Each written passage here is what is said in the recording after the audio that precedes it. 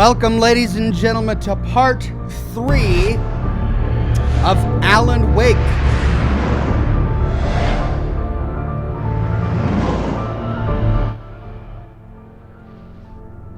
That's really loud. Let me turn that down a bit.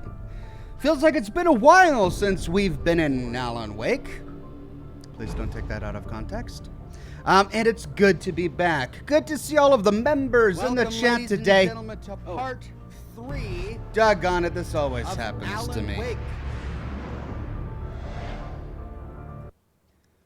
There we go. Finally got it.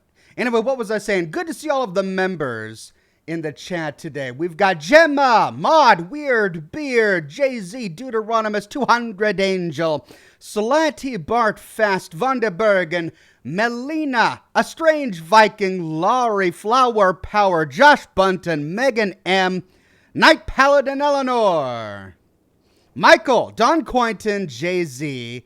So good to see each and every one of you on a Monday. I'm streaming a bit late today. Sorry about that, ladies and gentlemen. I'm about an hour and 10 minutes late or so. I tweeted out that I was going to be late before I was actually late, just to let everybody know.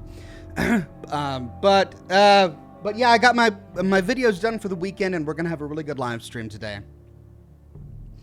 It's grim out there, ladies and gentlemen. It's a grim time. I hope everybody is doing all right isolating right now. The next 2 weeks, according to what I read, are going to be bad. They're going to be the worst that America has yet experienced. So stay inside as best as you can. And I know that you are, well, most of you anyway, because you're here watching the program. I know that many of you can't due to the nature of your jobs. I know we have a lot of working professionals on whom society depends in the chat today, and we're all, of course, very grateful for everything that they do. But for those who aren't able to stay at home, I mean, now's the time. The next 2 weeks are going to be really, really difficult.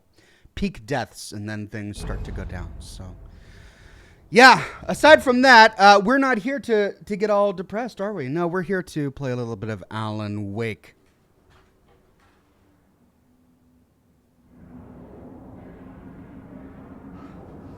Now, to pick up where we left off, we'll continue our game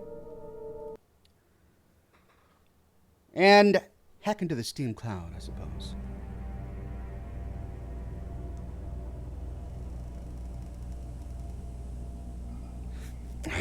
Okay. I turned the volume up, but it seems really low to me.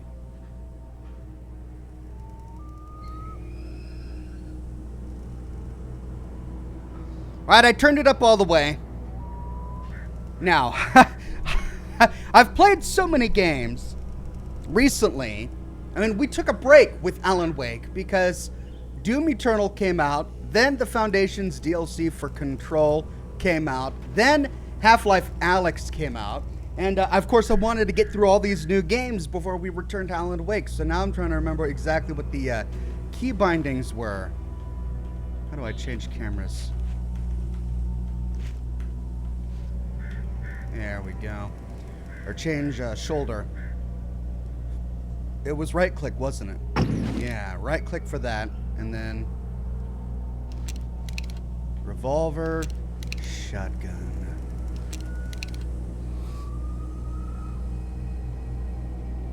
Charlie says, "What are you drinking there, Oxhorn? Looks yummy." I'm drinking a big old pot of coffee. I didn't like having to go back for refills. So I figured I've got this giant beer stein. Why don't I just fill it with an entire pot of coffee? So that's what I did. I put a little bit of creamer in there, a little bit of flavoring, a little bit of, it was one of those French vanilla. Actually, I think this is a hazelnut. It's a hazelnut flavored creamer. And then I just dumped the pot in, the entire pot of coffee.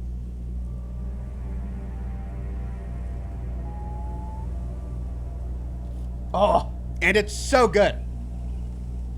All right, now, you can't see my ammunition in the top right-hand corner, so let me move the camera.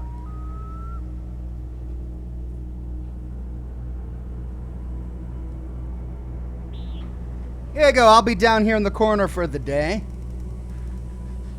Hopefully that doesn't get in people's way. Adrian Parker says, hello, Ox. Glad to see you on this fine Monday. Glad to see you, too. Good to see each and every one of you. I can't tell you how blessed I feel to have a job like this where I can actually continue to earn a living while staying at home. Though, I mean, ad revenues are down. I'm getting more views, right? Because everybody's inside and everyone's watching my videos while they're isolating. But ad revenues have plummeted on YouTube. Half of what advertisers normally spend on YouTube is what they're spending now because no one's buying products. Nobody's getting things shipped to their houses right now. Well, I'm sure some people are, but I think others are pretty squeamish about the idea of getting packages shipped. So ad revenues are down dramatically, but I'm still able to keep going. So I feel very grateful. Thank you all for making that a reality. Let's get the cigar lit.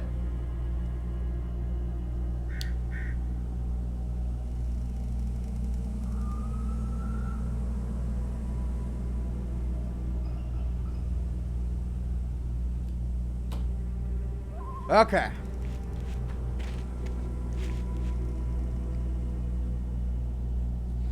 Now, I'm trying to remember what it was that happened last time. I know we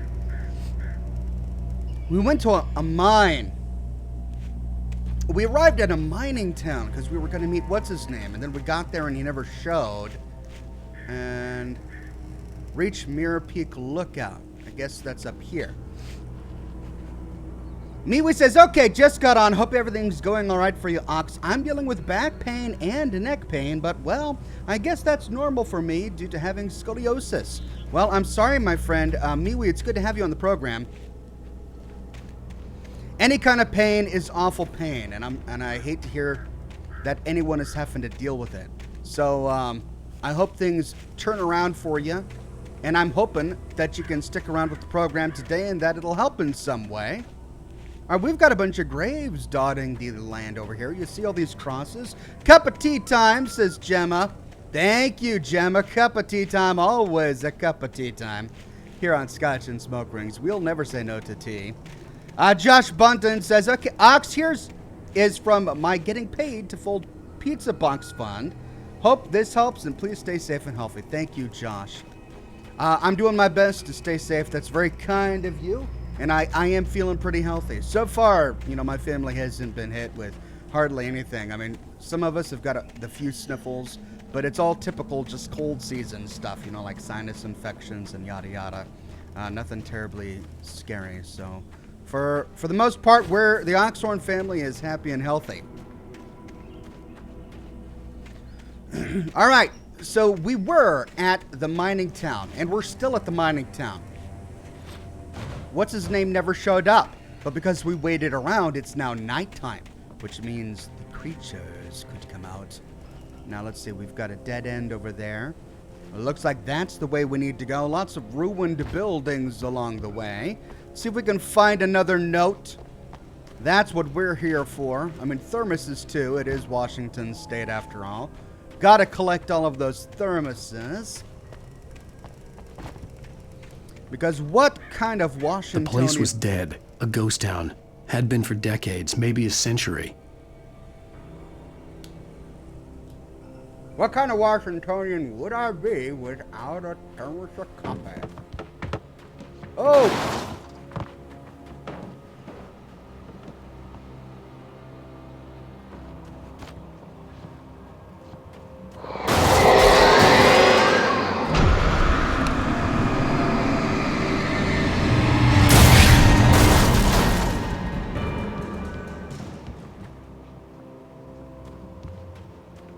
Okay. We're okay. Cross the ghost town, it says. Oh, fine. Where did that car go? It just disappeared. I actually wanted to take a closer look at it to see exactly when this town was abandoned. Can I get in there? No. I don't see any pages in there anyway. And then that just leads down to where I started. Joshy Boy says, Oxhorn, I'm back, and good to see you're in good spirits. Have an amazing day.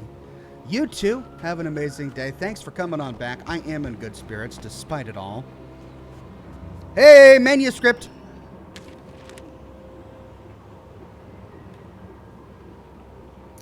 Okay, what button to read it? Manuscript.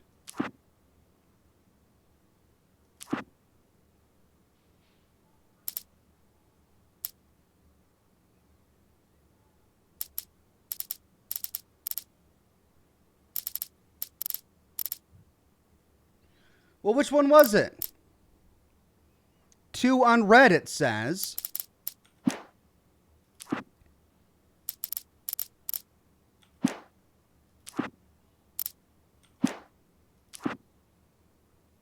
Two unread, but it's not showing me which one was unread. For Mott, spying on the writer on the ferry had been a disappointment. His boss had made Wake out to be something special, but Mott hadn't been impressed. He'd gotten a good long look at the wife, though, and he liked what he saw. Okay, I remember that.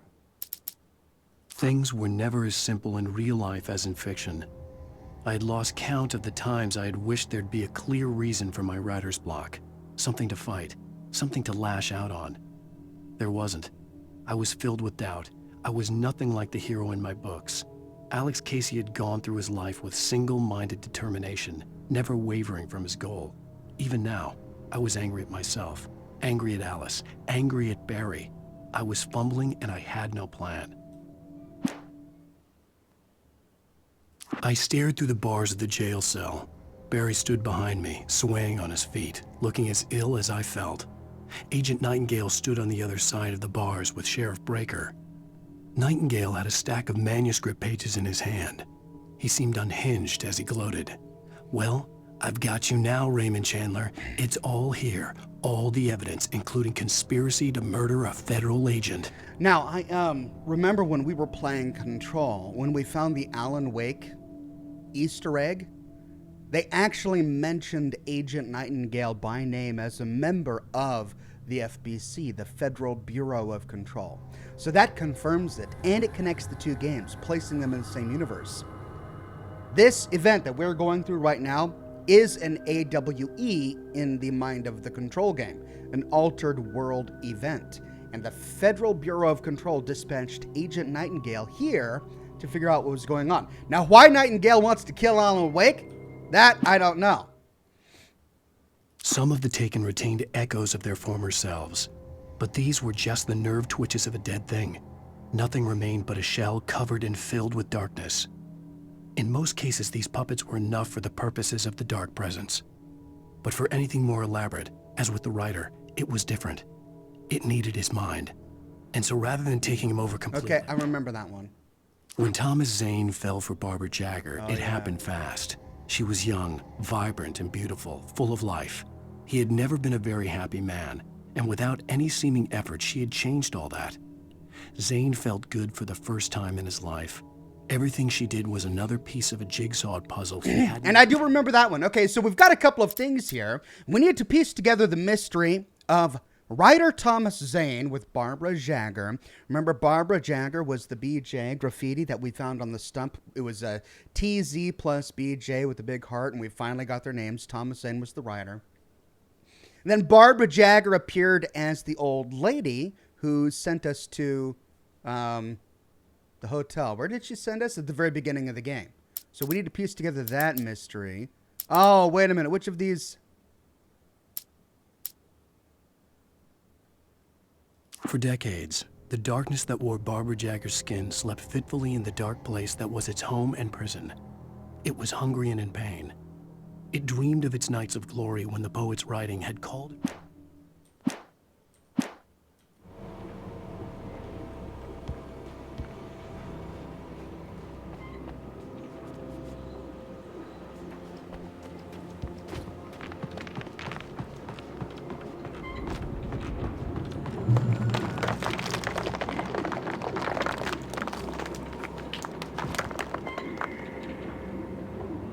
Gray Peak Gorge. Can we read that? Yeah.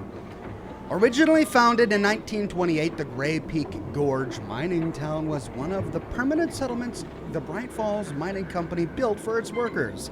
The nearby graveyard is a testament to the dangers the miners faced on a daily basis.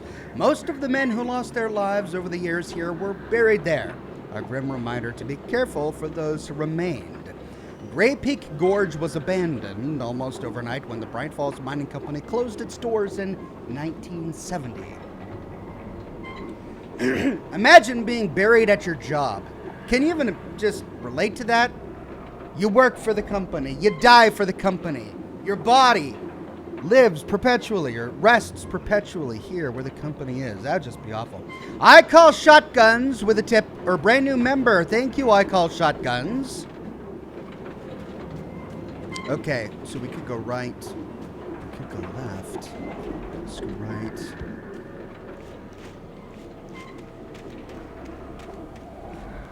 There's the thermos. But what's over here? Can't get in. Boarded up. Okay, well, let's get that thermos.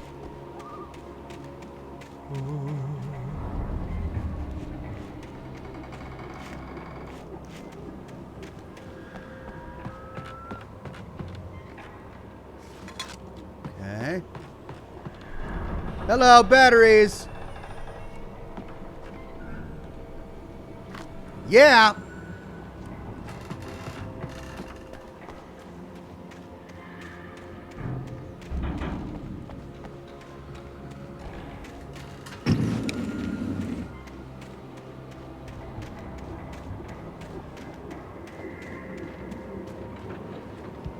And that just leads back over here. Okay. Wait, I thought I saw... Yeah, more batteries. Ooh. Okay, let me see here. I need, key bindings. Key bindings. Reload R. Yes, yes. How do I change batteries again?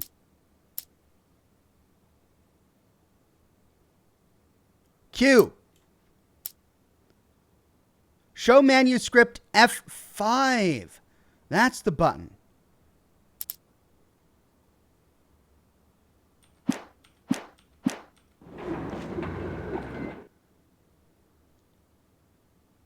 The Dark Presence sleeps? Is this the one that I just picked up?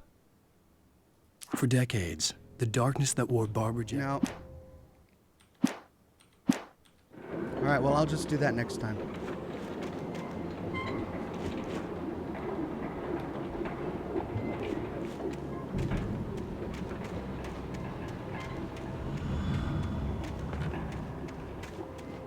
Can't get in there, and that's all boarded up. Came from there.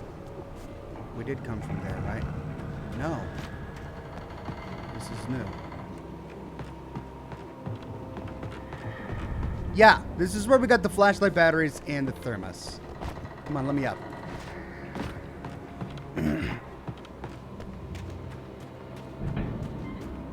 Okay, boxcar. Another little shack over here, but I don't think there's any way in.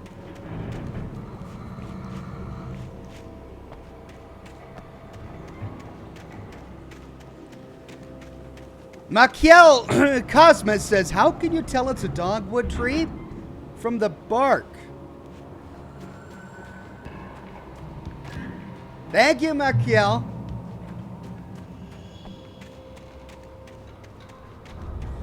Oh, all right. This is my audience. All right, let's go across the bridge.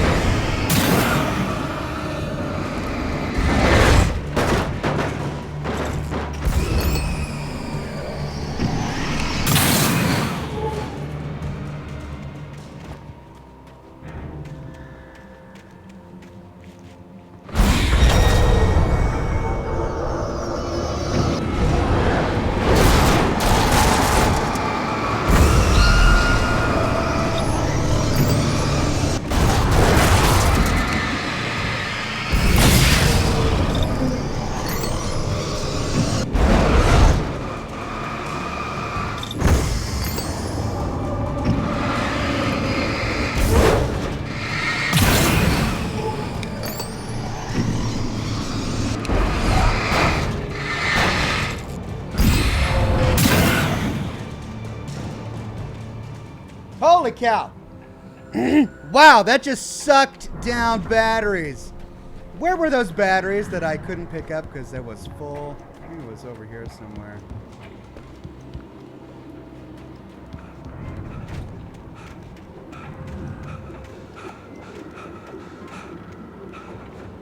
There we go.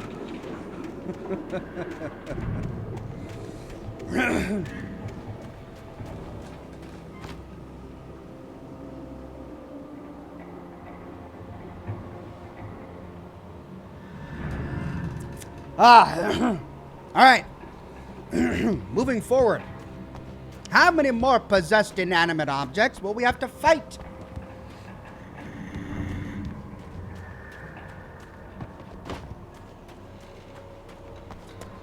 I've got a flashlight. You can't touch me because I got a flashlight. My name is Alan Wake and I've got light.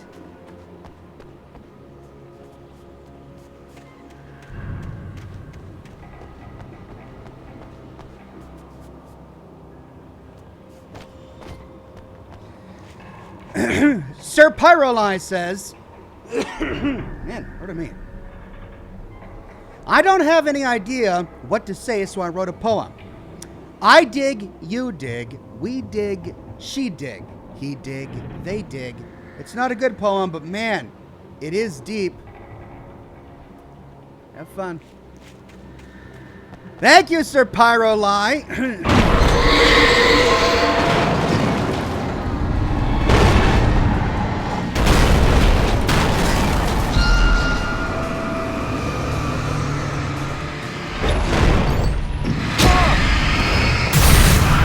What a time to run out of batteries. Come on.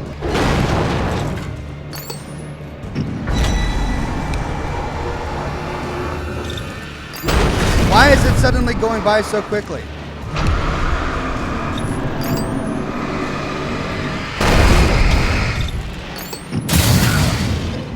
Why is it asking me to go? Man, it's reloading my batteries so quickly. You really channeled your inner Dr. Seuss there, Sir Pyroli, didn't you? I do not like green eggs and ham. I do not like them, Sam I am. I will not eat them in a house or with the mouse and blah, blah, blah. Oh, safe haven! Hey! Let's trust the invisible ink graffiti man. I needed a key for the door. Key for the door to get into the safe haven. Well, where are we going to find a key? Probably in this little shack right here. Hello. Hey! Bingo. Because everyone trusts yellow graffiti. Safe haven.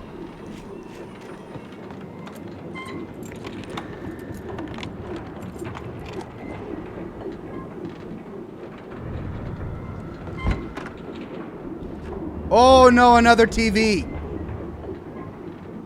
Okay, Remedy, what do you got for me this time? Anything outside of writing is a struggle. I feel ill. I managed to make my way downstairs. There's a shoebox filled with books and papers by Thomas Zane. It's very hard to focus, but I managed to read some of it. He's a poet, and a good one. He writes of muses and creators summoning fabulous things from a magic lake, using his powers to shape the world of a realm of gods and dreams and demons, dark things that wait for a chance to slip through, wearing the flesh of men as disguise. Zane writes about himself, his girlfriend being taken over by a dark presence, about growing scared of the lake. Zane believes it's a mirror to the gaping void of darkness above, where some Lovecraftian presence lurks. I crawled back upstairs. I'll borrow these things for my story. They ring true. They fit. Oh, Alan. Oh, Alan. Oh, I expect Barbara to just appear behind him at any moment. So wait a minute. What is this magical camera that's haunting Alan Wake and recording him and projecting him onto these TVs? Will we ever find it? It looks like Alan Wake found it and freaked out. No Name says Jake from State Farm approves of the dad jokes. I've always been fond of a good dad joke. Hey! Hunting rifle. Hold pickup hunting rifle ammo. Oh, I can only have one shotgun or hunting rifle. Pistol. I've got a flare gun. I love the hunting rifle. Well, it's a tough choice. You know I love shotguns, but man, do I love hunting rifles too. Hello. Before we go out there, let's see what was over here.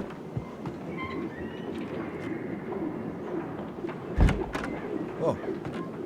Flare gun ammo. Oh, I almost missed that. It was bathed in lantern light.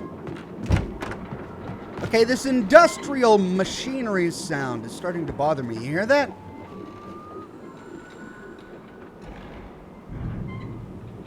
Where is that coming from? I understand the squeaks, but I mean, it sounds like a machine is still running.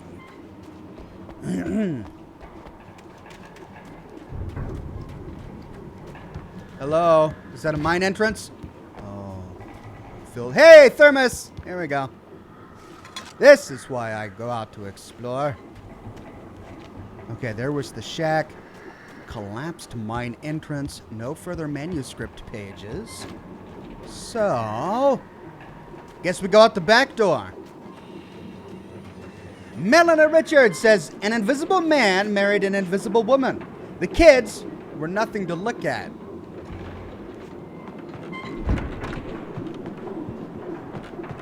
It's so dumb, but it's so funny. Thank you, Melanie. Oh, God.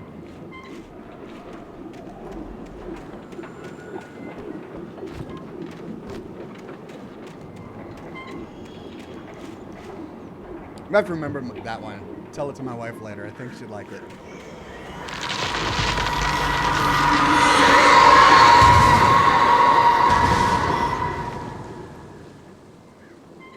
Oh, something just knocked down the trees.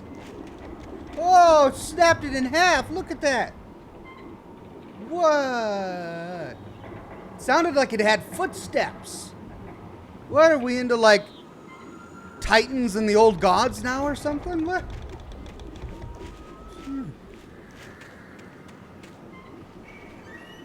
Okay.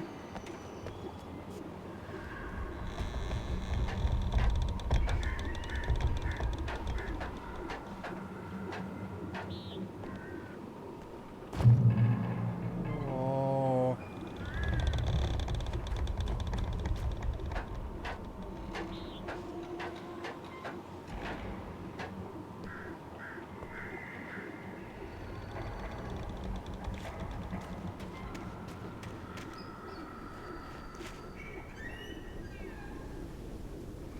Vladimir says one of these thermoses is an altered item in Control. Thomas Zane is the poet Jessie cited, but her psychiatrist finds this poet doesn't exist. I remember now. In the recordings, Jessie's psychiatrist recordings that somehow the Federal Bureau of Control got their hands on. Thomas Zane was the poet, but in this story, he's a novelist. Well, I suppose you can be a novelist and a poet. I didn't realize that that you could find a thermos-altered item in Control. Ooh, we got more yellow graffiti. Hello. The kidnapper had sent me a text. The message was full of spelling errors and insults. It was telling me to hurry up. Okay. Who is this kidnapper guy? Hey, we got a chest here. And what does this symbol mean? It's a torch. I mean, I'm holding a torch, a flashlight, but a torch. Bright Falls lights. Hey, flare gun, ammunition. Oh. This means bad things are happening soon. Is that Alan's breathing? It stopped. That was very heavy breathing.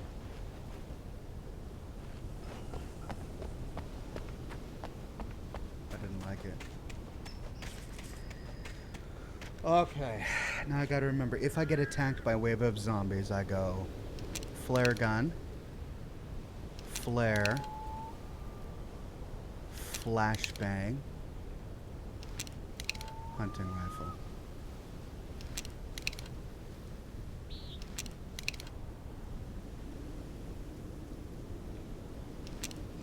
Sheba Fan says, what can you do when in a radiated river? Nuclear fission.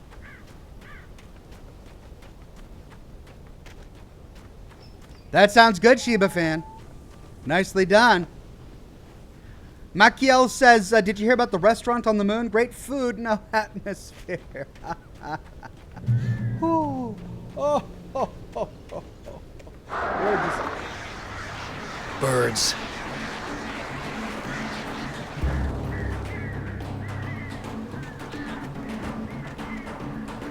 Oh.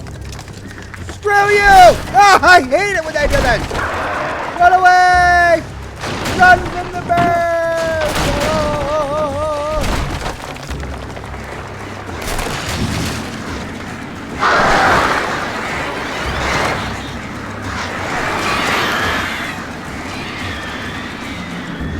Hitchcock would be proud.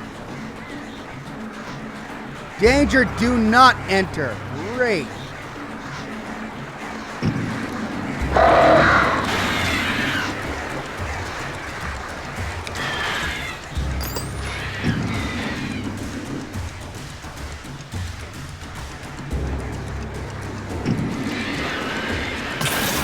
Gotcha. All right, now where's the other one? I hear him. Man, I gotta turn off this motion blur. It's driving me crazy.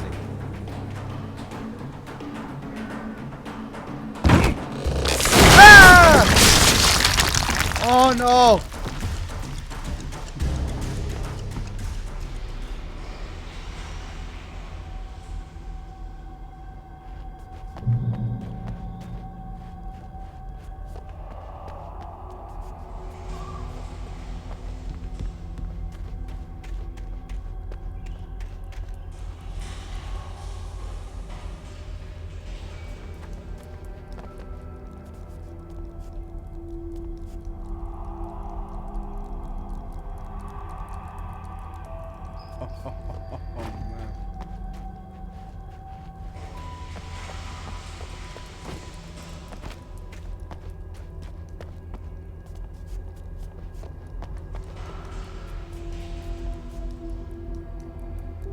Tunnel got Cauldron Lake?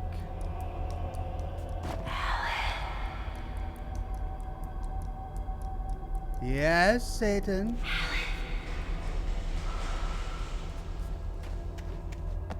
Tunnels go to Cauldron Lake. The tunnels go to Cauldron. What?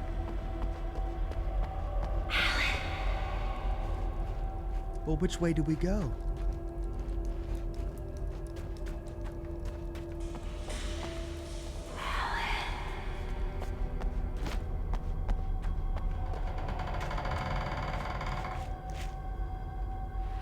Let's try and take the other tunnel, see if we can find, because I think that one. Oh, is that supposed to be Alan's wife?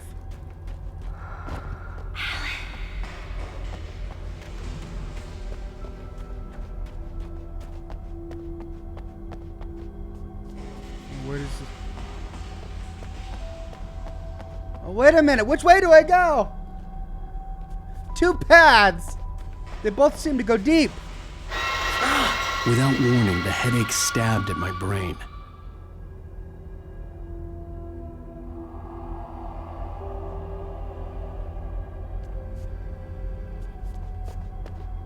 Okay, this is the way I need to go. If it has scripted events, that's the way I'm supposed to go. So let's go back the other way and pick up the flares that we saw there and anything else.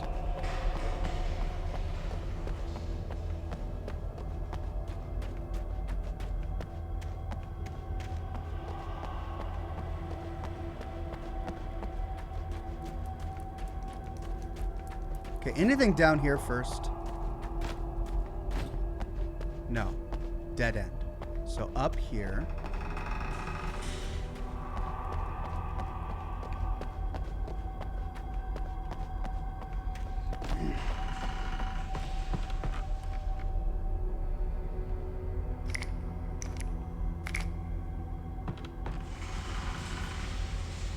Oh, but this is I can't get back up if I jump down there.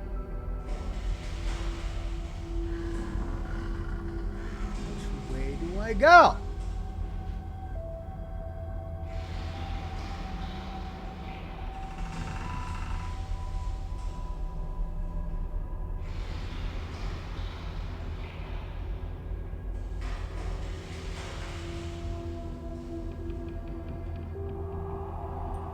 Let me save. Can I save? No, it automatically saves.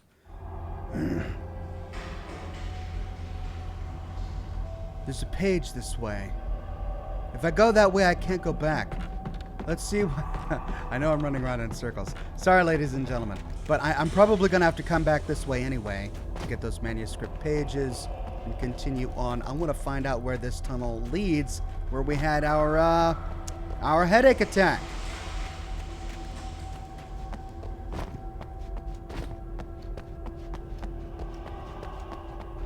Will it tell us more about Thomas Zane and Barbara Jagger? If it goes to Cauldron Lake.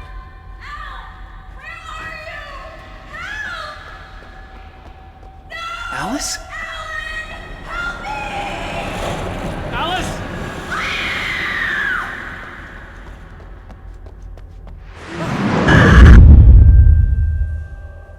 I'm losing it.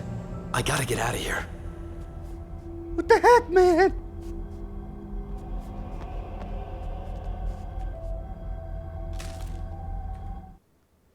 Hunters taken.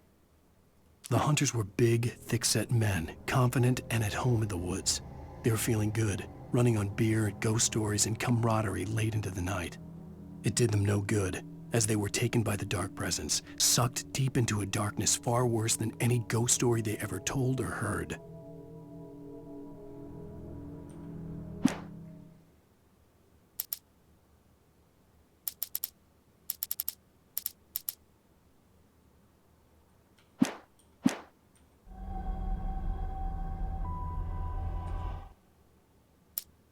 The hunters were big, thick-set men, confident and at home in the woods. They were feeling good, running on beer, ghost stories, and camaraderie late into the night. It did them no good, as they were taken by the dark presence. So we're gonna come across some hunters that came out for a beer and lads night. Well, this is a dead end. I'm glad I came this way first. Oh, what happened to his wife? Alice! She got dragged away. Does that mean she's dead? Who dragged her away?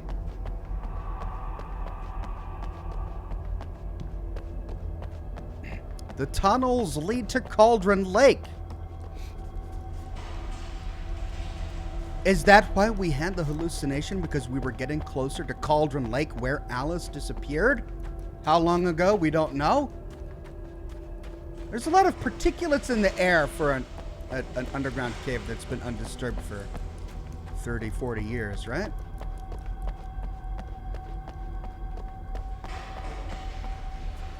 Nicholas Cross says, what does an electric zombie eat? Mains. Clever one. It's clever. Coffee break.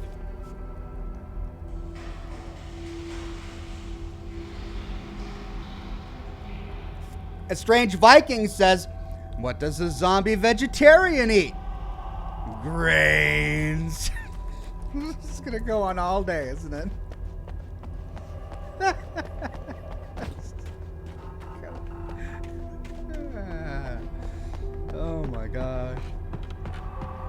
All right, well, now let's jump down.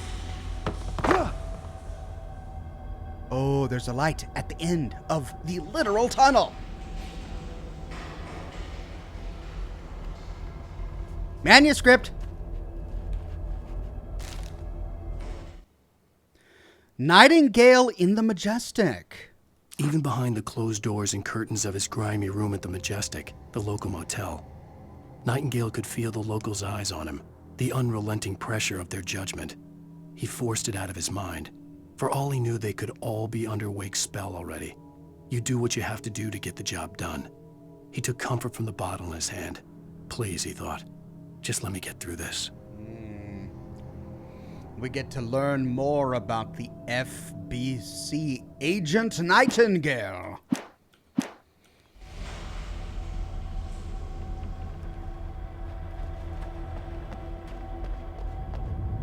Hunting rifle ammo. Revolver ammo. They're giving me a lot of stuff. But as of yet...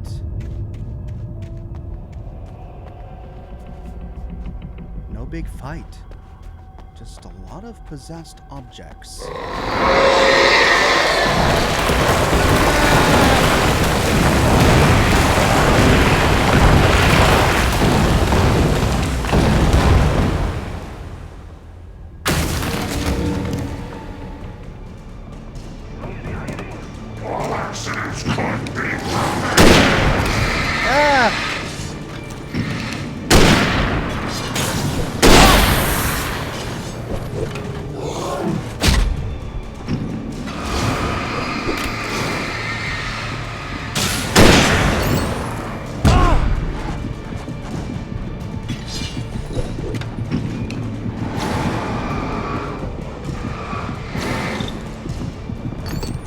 Why isn't it letting me?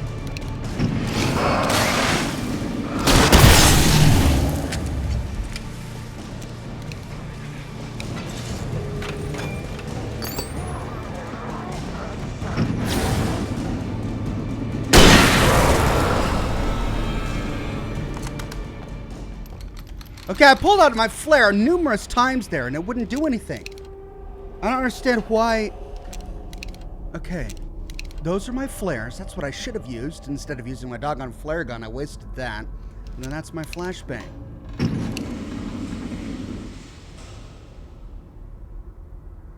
Oh, the middle mouse wheel. That's right, I remember now.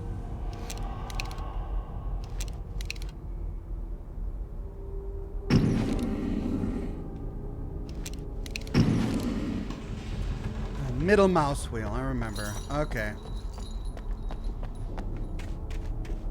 Right, this is still a dead end. This is now a dead end.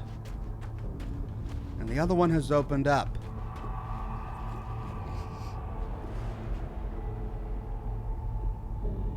A strange Viking says, "What does a hurt zombie say to the doctor?" "I'm in pain." I eat brains. I like mains. I'm in pain. What does the laundromat worker zombie say to the person at the laundromat? "I clean stains." I mean, we can do this all day, right?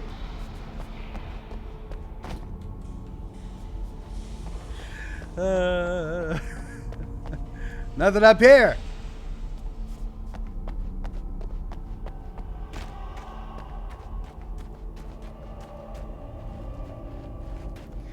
What does the pilot zombie say to the co-pilot?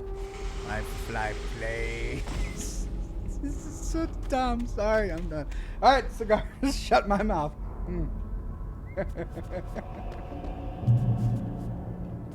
I'd have to make my way up this mine shaft in order to go on. Maybe the machinery could help me with that. Okay.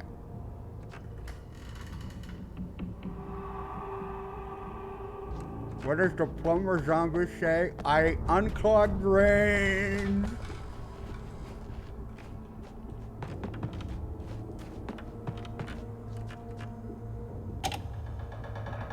Oh, Yeti Smith! Oh! Yeti Smith says the plumber zombie unclogged drains. Move. Oh.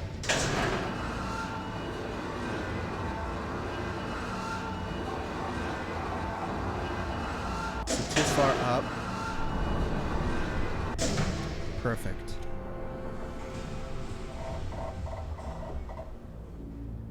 But no, I gotta get this down first, right? Yeah, because there's no way up, so... Nicholas says, what did the fireman zombie say? I put out flames. I mean, yeah, we'll just do this all day. Why not?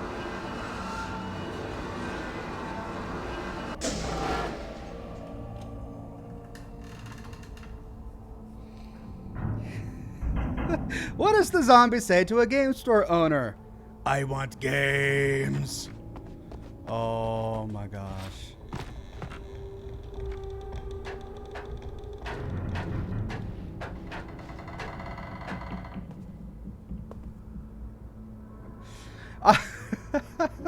Tony J. Vladimir says, all these zombie jokes are lame. Tony J says, say in your radio announcer voice, it was like a horror movie. Monsters attack Fahaba. Starring a lot of people who are dead now. That was from my Kasumi video from Saturday.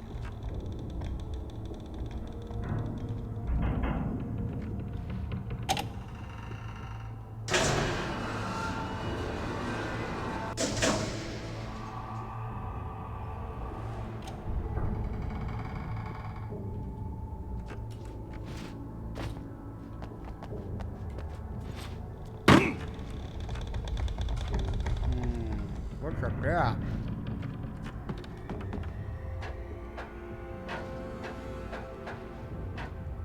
Jackson says, what does the strong zombie say? Get those gains. Yes, yes, yes, yes. Now, let's see. Oh, I see what I gotta do.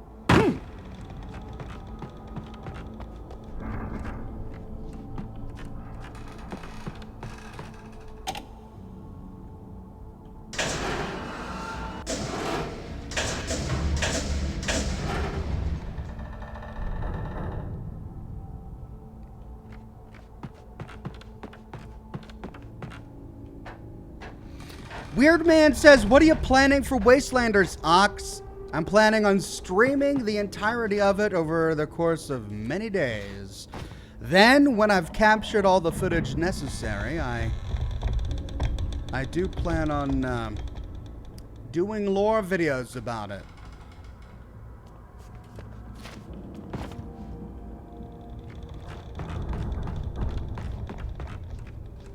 What does A Nightmare Before Christmas? No, not A Nightmare Before Christmas. What is A Christmas Story?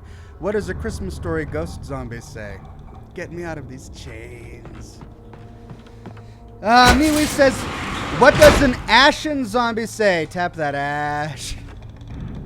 Oh, thank you guys. This is so great. Oh, right down. Let's go down here.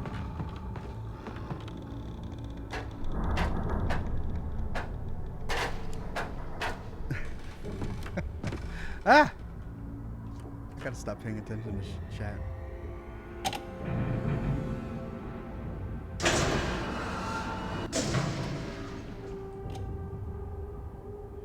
Okay.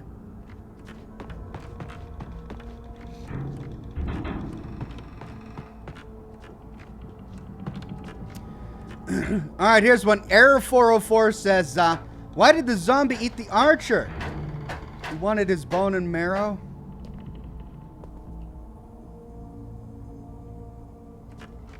Maybe I don't know enough about archery to get that one. He wanted his bone and marrow. Ooh, shelf over here. No.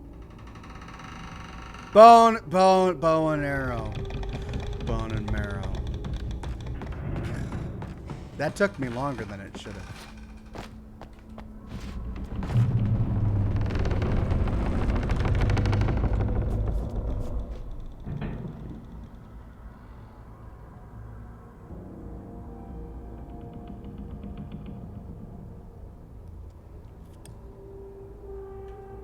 I'm gonna stop reading the zombie ones now. I'm gotta be done at some point. What does the conductor zombie say? I like trains. Okay, everybody. That was from Fletcher. Good job, Fletcher. Thank you, Fletcher. All right, we could go up. We could go down. Up or down, up or down. Let's try down.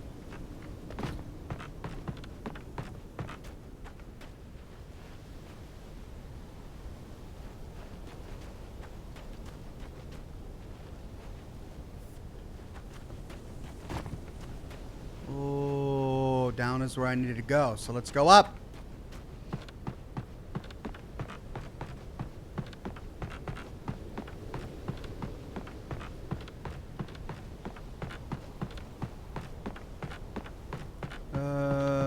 Wait a minute. That's where I need to go. So what's up here? Flares! Hey, restock.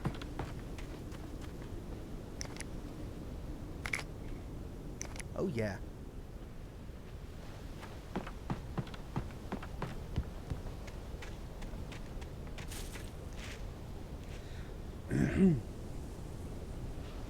Weird Beard says, what do you call a bumblebee that never dies?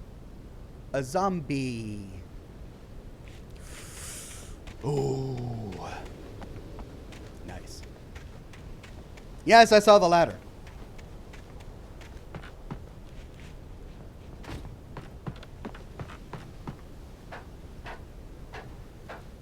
Nicholas says, what does the zombie construction worker say? Cranes. Go on.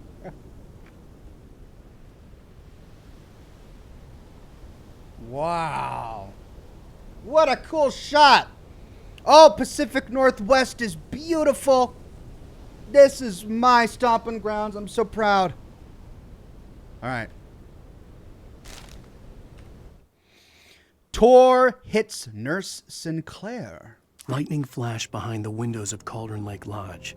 Tor Anderson laughed and held the steel hammer above his head. Nurse Sinclair was trying to calm him down without success. Tor grinned madly and shouted, "My hammer's up. Here's a friendly poke from Molnir, wench." Really? He brought the hammer down with all his might on Sinclair's head. "We're on a comeback tour, baby." What? So we've got some Asgardian references here. But he's a murderer.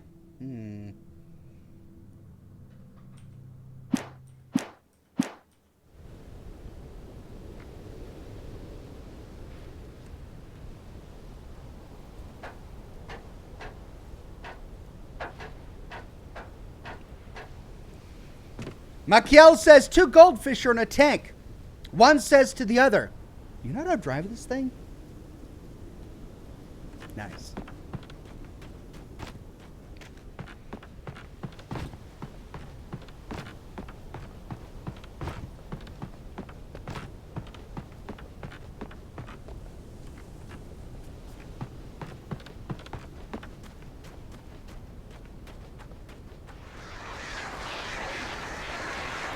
Damn!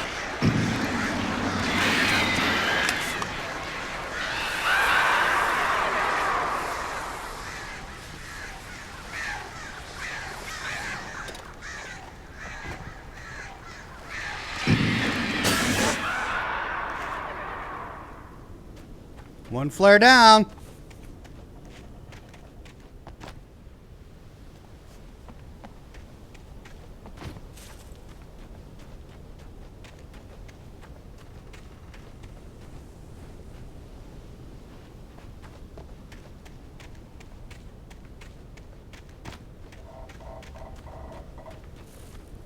Ooh. Let's restock first.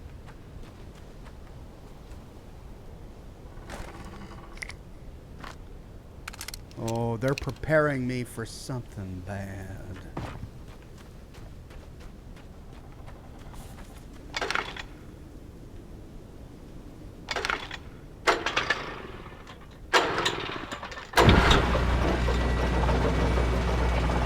Here it comes.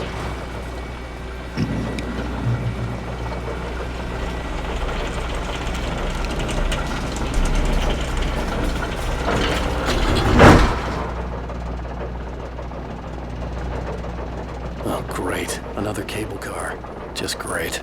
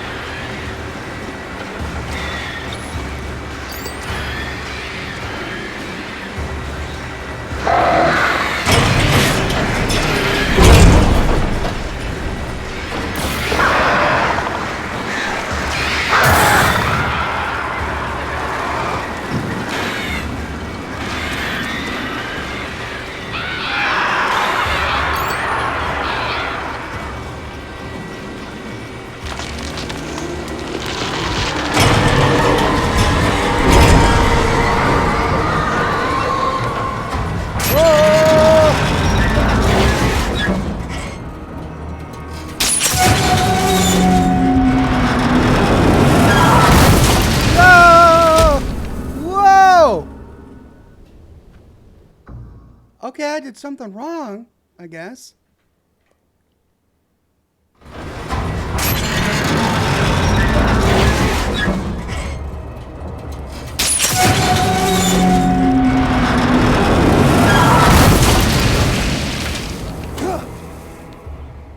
What? What? So it crashed the wrong way last time?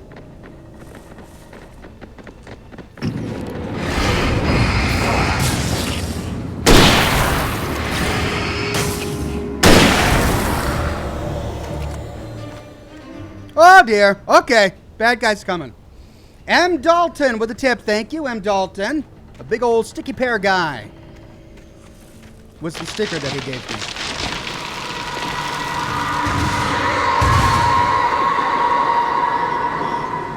Oh, more trees collapsing for no explained reason. Oh dear. Blocking off our path this way. Okay. But we almost made it up the hill. Ah! Run away! Shit. Gee whiz! What is this game gonna do to me? Ah, okay.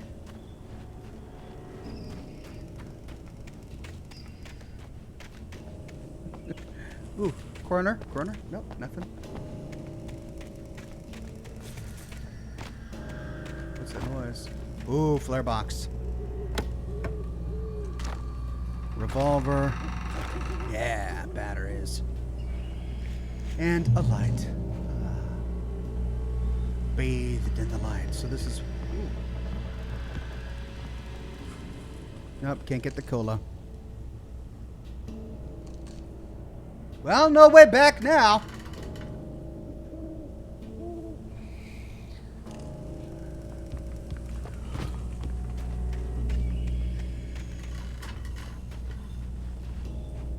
Let's see if I can turn off the motion blur. It's starting to get...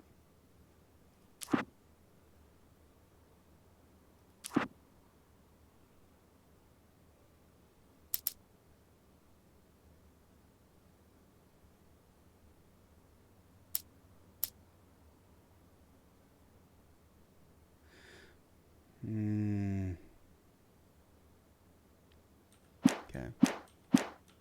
Guess I can't turn off the motion blur.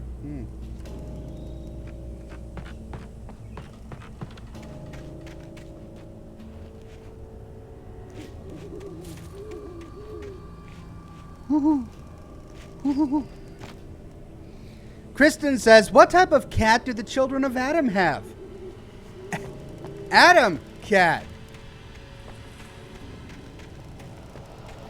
Nice. Thank you. Oh, I don't like this.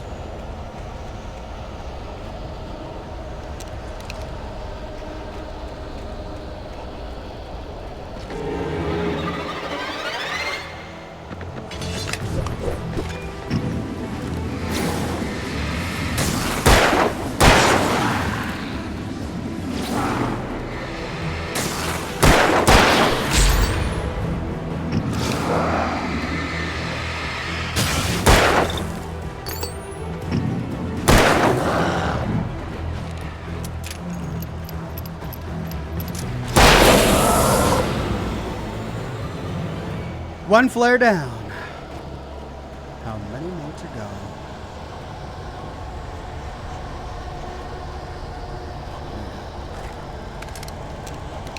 Well, they really want me to use the hunting rifle, sure. Give me more hunting rifle ammo, I will use it.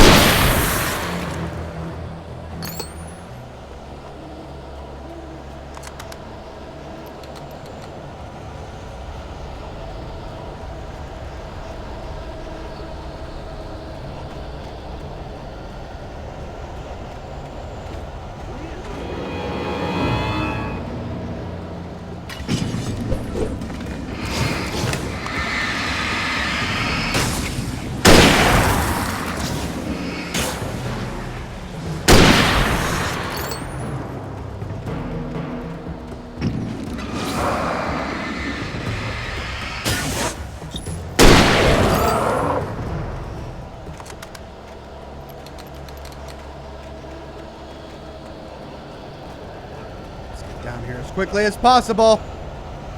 Can't explore. Get to the light. There's a light down here.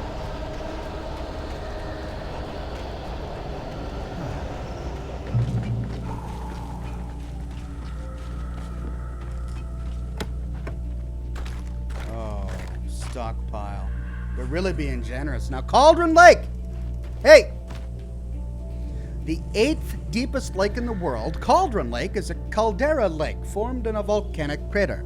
The volcano itself could be considered to be active, but it has not erupted since the volcanic earthquakes of 1970. And even then, the underground activity was comparably mild. Despite some property damage, there were no casualties.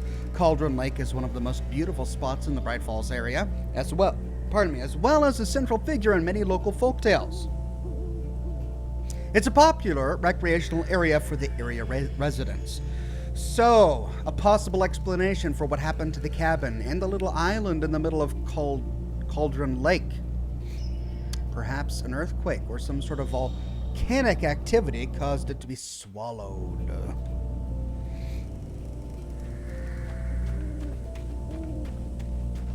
Now, did I miss any notes?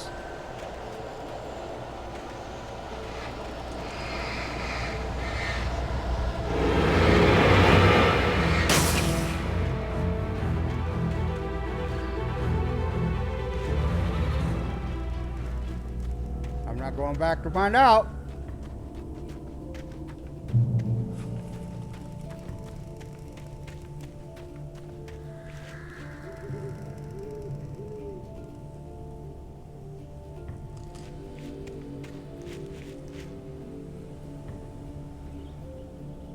I bet you there's something up there.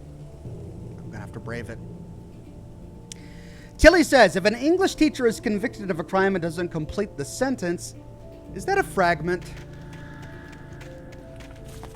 Yes, Tilly. You got that right. And she gives herself a D- for that. Crimes. Is that a tent? No, it's a big rocky outcrop. And nothing here. So I was wrong. Not worth the time. Okay, to the bridge and across.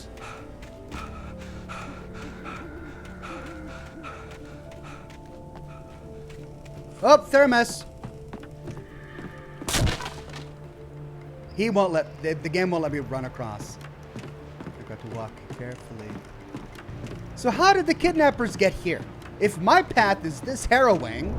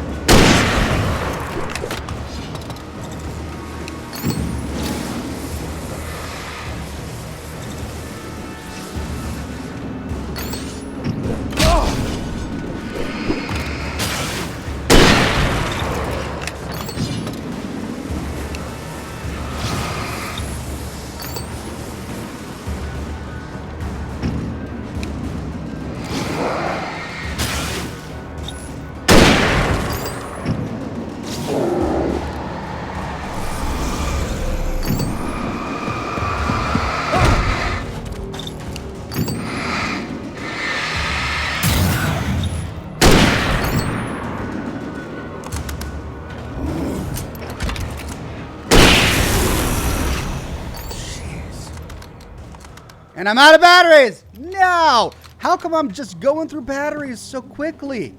This is an awful flashlight. It is not environmentally friendly. It's sucking on batteries. Hey.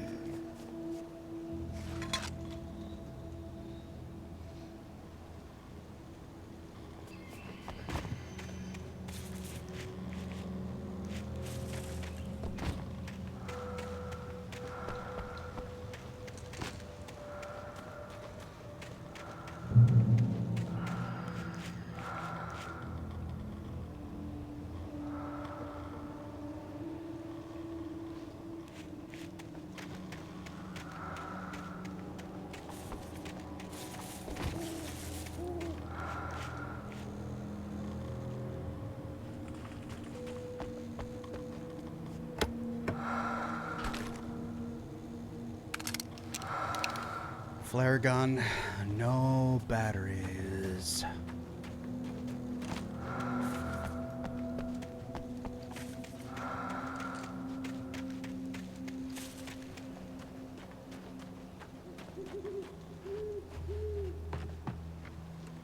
And the bridge is out. Manuscript. Hello.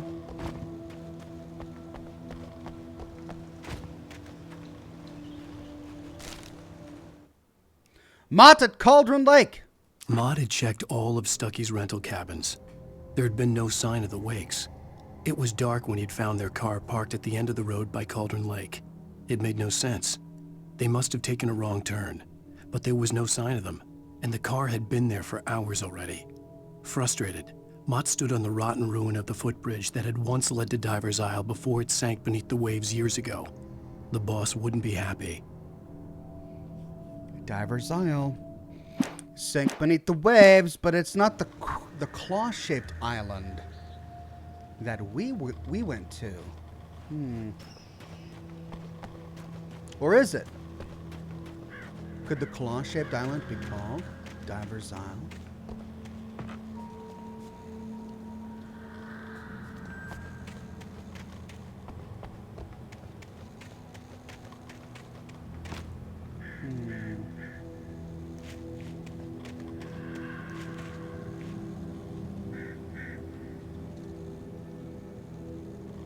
Ooh, a big ruined manor.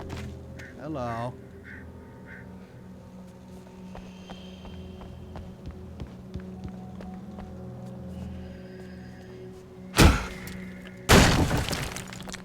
Convenient. I'll take it. Oh.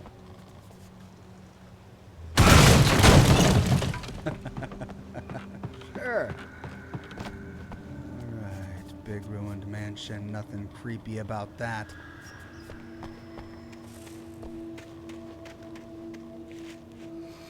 Gray Christian says, don't forget about evading. It'll help with health, and it'll give your batteries a few seconds to recharge. Yeah, good call. Thank you. 706 Racing says, good day to thee, fine sir. What is your current status in your world? Splendid, I hope. As splendid as one can be. Can I knock this brick down? No. I'm doing okay. Everybody so far is happy and healthy in the Oxhorn household. Hey. Yep. Oh, come on. Let me back up. Why you gotta do this to me? I wanted to explore over there.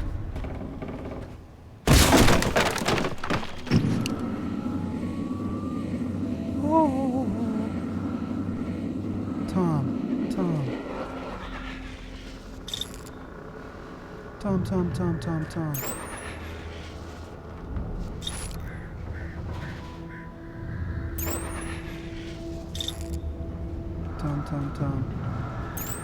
Oh! Thomas Zane and CW?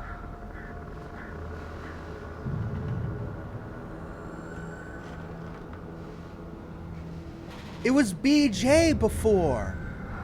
I miss you, Tom. CW is the one writing all of this graffiti in yellow ink. Who is CW? You talked to me on TV, Tom. Tom. I miss you, Tom. Did you write this? Tom. What on earth? Okay, so Thomas Zane has a crazed lover. But wait a minute. See, okay, so BJ was Barbara.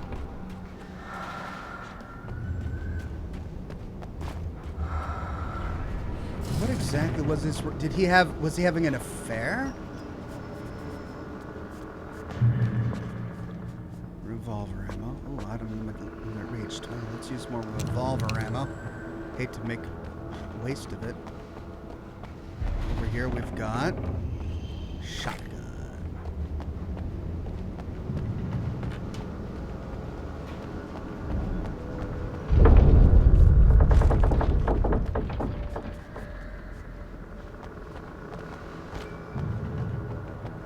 Oh! Batteries! Oh, yeah. And flares. That's right.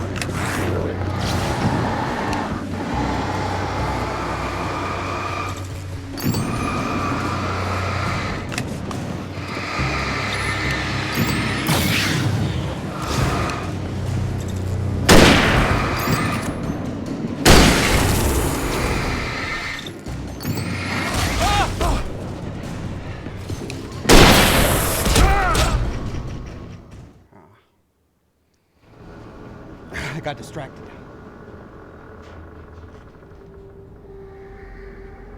Well, if there was ever a use for a flare gun, that was it.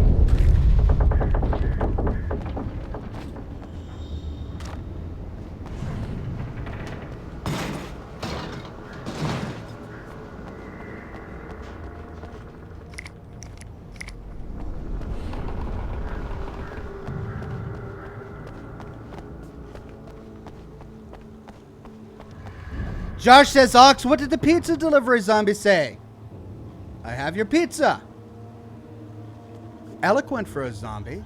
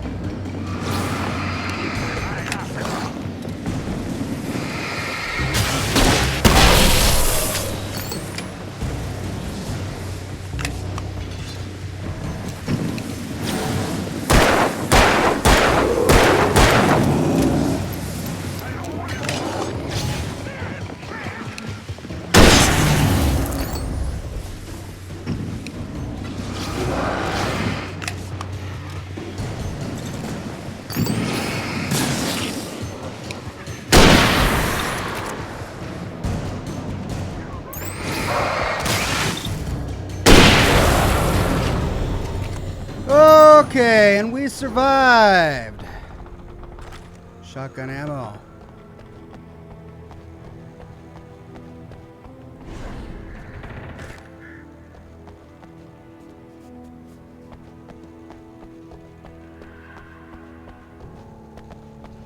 No Name says, what did the FedEx zombie say? Please sign here also brains. Thank you, No Name.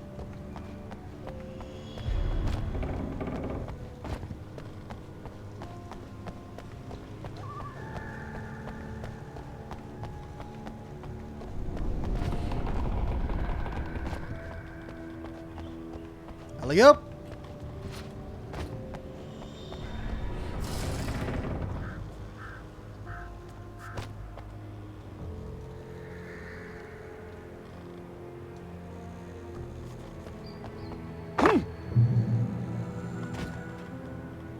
Okay, so we're all on the other side now. I want to see if I can explore that garden that was over here. Hey, there it is. Okay, I didn't miss much by going down first. The coffee thermos was on this side.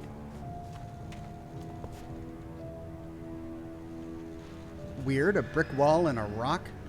Seems strange. Okay.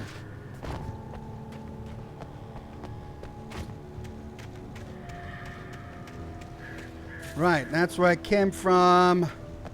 This leads back towards the way I went. We go this way. I see a light in the distance.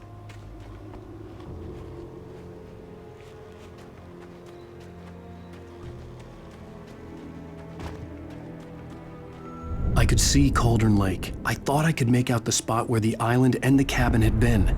There was a light near it. It had to be a boat. Of course, it's got to be a boat. Manuscript. I was close now. I had to get there fast. I dreaded what I would find. Especially after that hallucination where we heard Alice screaming our name. Wake wakes up in the lodge. I tried to hold on to Alice, but her form melted away. I was losing control. Control. Dr. Hartman stood in her place. I wanted to hit him, but my arms were jelly. He smiled. It was a reassuring smile, and I hated him for it. I had to give you a sedative. Don't fight it. You went through another rough period. Right now, it's very important that you stay calm. We don't want you to have another episode. You're a patient at my clinic. Have been for a while now.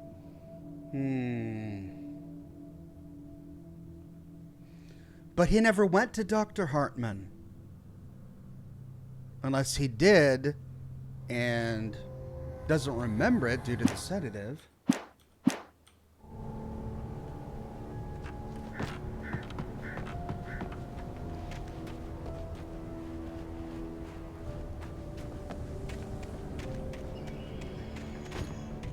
Ooh, civilization.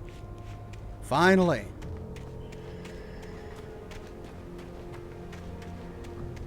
Wait! Are you? Wait! Hey, I'm here! I'm coming! No! Get away! I'm sorry.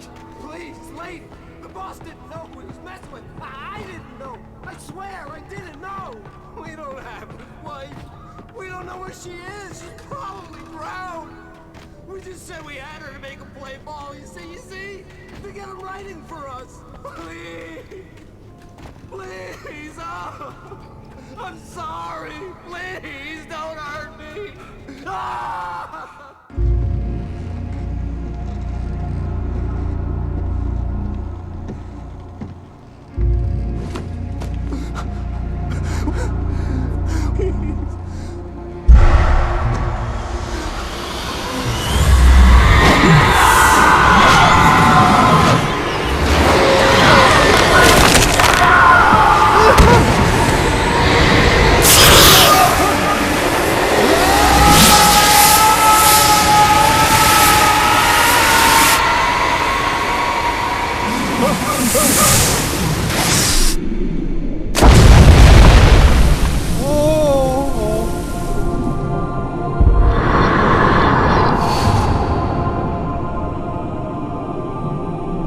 Just gonna give up, Alan?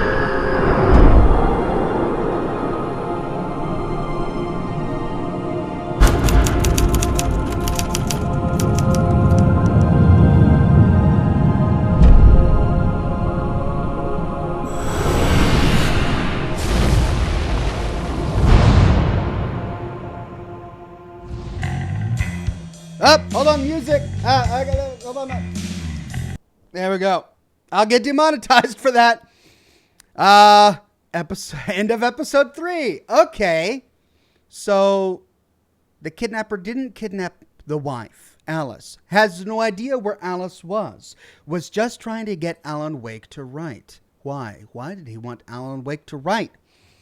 BJ is mad at the kidnapper for taking our wife. Why? BJ is on our side? The ghost lady? But then why did she knock us into Cauldron Lake? And what's her relationship with Thomas Zane? And who is CW? Vladimir says, John Schmuck said, what did the Alan Wake zombie say? Thomas Zane. Thank you, John and Vladimir. Previously on Alan Wake, I'm hunted by the law. Sheriff, Wake's running. I'm giving chase. Are you seriously telling me that writer just took out my deputies? A thriller I supposedly wrote is coming true. The genre of the story seems to be shifting. It's turning into a horror story. I was told that Alice had been kidnapped, but that was a lie. We don't have his wife. We don't know where she is. Her purported kidnapper was eaten up by the dark presence before it attacked me.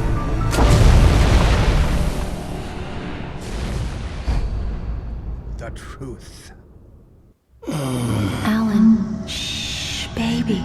It was just a nightmare. Alice. There you go, Alan. Hartman. I fell. I had to give you a sedative. Don't fight it. You went through another rough period. What? Right now, it's very important that you stay calm. We don't want you to have another episode. You're a patient at my clinic. Have been for a while now.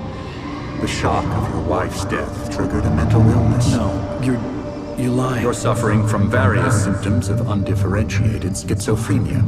Bastard. It's okay, Alan. Just let go.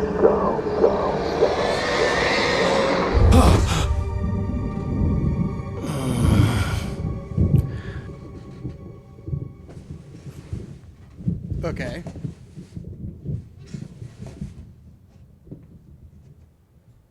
I felt groggy. Whatever Hartman had bumped in me was making me numb. I felt like this was happening to someone else. Someone I was watching on television. I couldn't think. Couldn't focus. So did Hartman save Alan from Cauldron Lake? From the water? At what point in the storyline are we? Valleyed Crane says, I wanted to see many animals at the zoo, but they only had one small dog. It was a Shih Tzu. Good evening, Alan. Are we feeling better now? Feeling calm? Yeah. I see you brought your pet gorilla with you. So sure, I'm calm. I get the message. Loud and clear. Why, right. That's the spirit. You're being very brave, Alan. I understand you're confused. I would be more concerned if you weren't suspicious of me. I don't blame you for it. Big of you. Now, why don't you come with me? We'll reacquaint you with my clinic and go over everything you might have forgotten. Little walk and some fresh air? Yes, it will do you good. Okay, follow Dr. Hartman. Thank you, Valleyed. That was nice. Shih Tzu. No, I get it. It was a Shih Tzu. All right. Oh, great. The Creator's Dilemma. The engaging new book by Emil Hartman, PhD, the author of the best-selling Creative Flow, his groundbreaking techniques, engagement therapy, and the flow explained in his own words.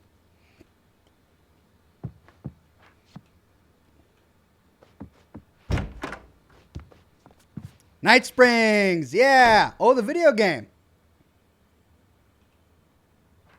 Hey, Night Springs, the video game. Cool. Death Rally. Must be a kid's room. Hey, what's this? Dark.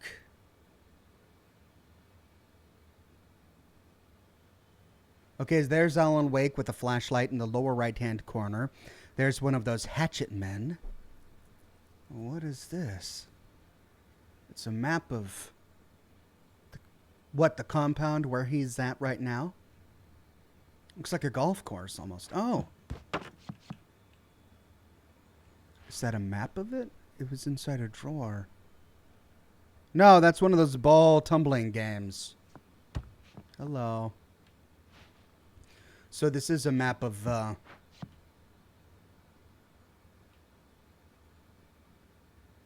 is that a cloud obscuring? Huh. I think we'll figure it out later. This corridor is for patients. Most of them aren't here right now. Jack took them out for a fishing trip, except for the ones who are particularly vulnerable, of course. I encourage creativity as a part of the recovery process here at Cauldron Lake Lodge. I specialize in treating artists. I bet you do. Splendid, Alan.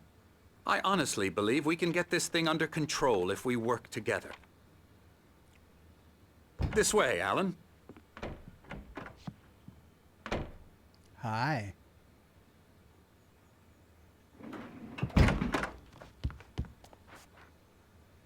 All right, so this guy is doing a painting.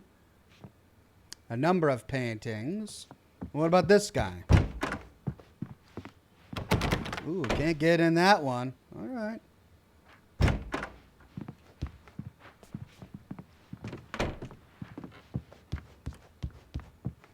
Ooh.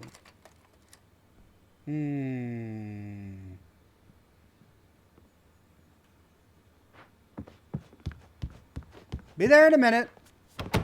Oh, still can't get in there. Elevator it is. Now, Alan, from past experience with you, I know I need to get right into the heart of the matter as quickly as I can after an episode. So I'm just going to say this. Alice is dead. No. You're in a very vulnerable state until you understand and accept this. Alice drowned, and you couldn't face that.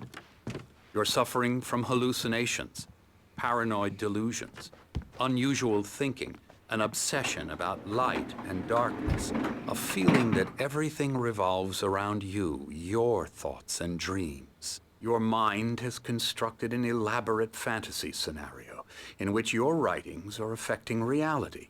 She has been kidnapped and supernatural forces of darkness are trying to stop you. But how would she have drowned?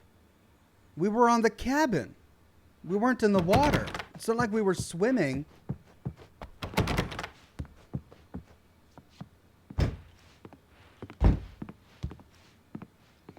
Miwi says, Ox, do you think they planned for this connection between Alan Wake and Control, or do you think they decided to connect the two during Control's development?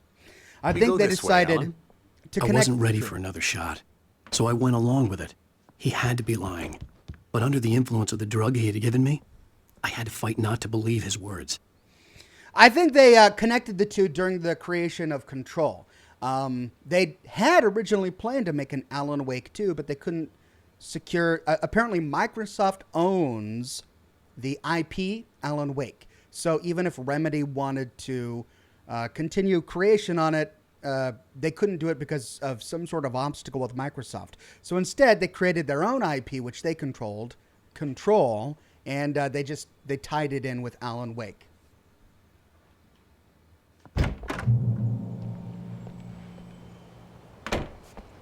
It's all in your head. You've been making it up. Apart from the tragic accident with your wife, no one has been killed. Your delusions are just a manifestation of your subconscious mind trying to protect you from the too painful truth. Unless we fight the fantasy, it will return. I know the instinct is to resist me, but think about it. Doesn't this make far more sense than the insane supernatural conspiracy you have concocted in your mind? You're a skeptic by nature, Alan. We both know this. Everything can be explained logically.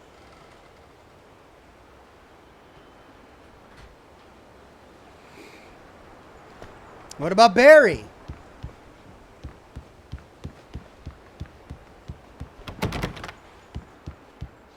I mean, Barry saw everything.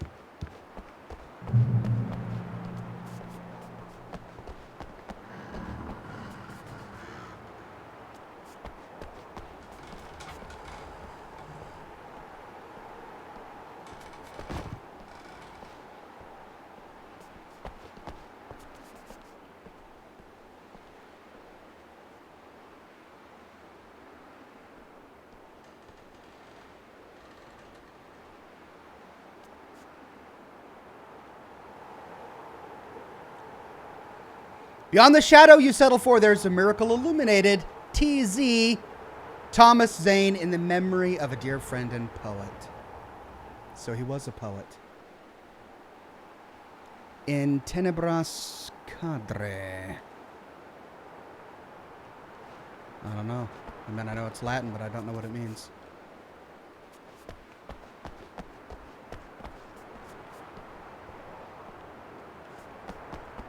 I never get tired of this view. Very inspiring, isn't it? Cauldron Lake spread below us. I could see Mirror Peak on the other side of the lake. I thought I could make out the spot where Diver's Isle had been when I arrived with Alice. Now there was nothing but waves. It seems there's a storm coming. Funny, I don't recall there being a mention of that in the weather forecast. Funny. Well, no matter. This way. Follow me. Sure, it's nothing. A storm Alan, coming. what I'm telling you is good news. Right now, we're in control. Every time you have a relapse, it gets more and more difficult to resurface from the dark depths of your imagination. Not surprising, considering your profession. Imagination is what you work with. After all your nightmares, this should come as an immense relief to you. If it doesn't, why is that? Because I'm lying? Or because you don't want to admit that you're not well? It's very natural for you to think of me as your enemy. It's part of the illness. I let him talk. After all, Hartman I'm the one obviously trying loved to his bring own you voice. out of the world His you've words echoed constructed for madly yourself. inside my head. But I can't I dug my do it nails by into the myself. palms of my hands to stay You focused. need to work with me. Once you accept that, we can begin the journey towards your recovery. Miwi says the only Latin word I know Come on, about that let's is go tenebras, which has to do with darkness. In darkness, cadre. What's cadre? Come on. Here's the entrance to the office wing. That's for staff only. You were impressed by my trophies when you first arrived here. I do love to hunt. The great outdoors, man versus nature. It's wonderful stuff. Pretty damn wonderful, yeah. Flower Power says it means fall into darkness. Oh. Scary.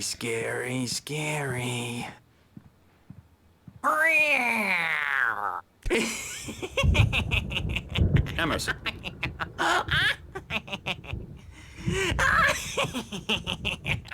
This is the worst I'm a real voice bad dream, mister. You should be afraid of me. Don't want to run into me in the night, that's for sure. please, Emerson. Mr. Wake is confused enough as it is.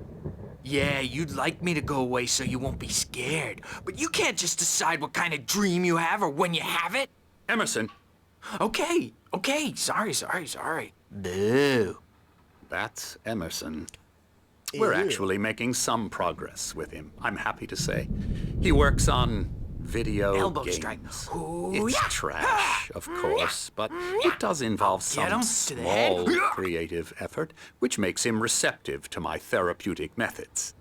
No kidding. Video games have some small creative effort.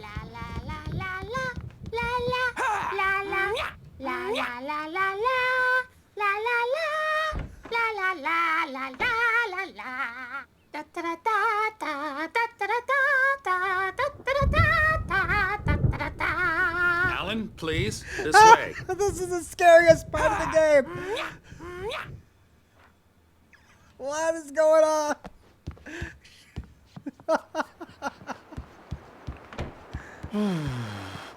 Oh, hello. I've painted you. Okay. I was just struck by inspiration a couple of days ago.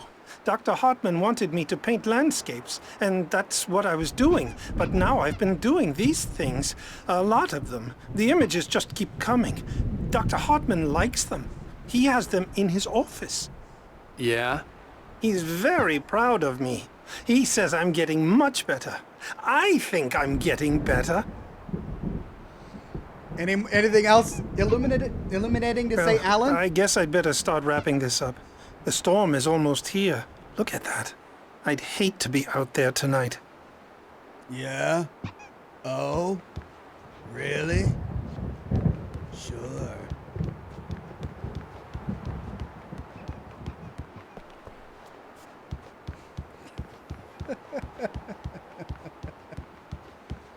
Oh, so a scary painting of Alan Wake. We inspired him. You all right there? Oh, you okay? And how about you? I think they're fine. Yeah, I'll go that way in a minute. Hold on. It's Nurse Hatchet. Can I go up? Ooh, thermos. Sorry, guys. I just have a thing for thermoses. I steal them whenever I find them. Patient room. So this goes back upstairs.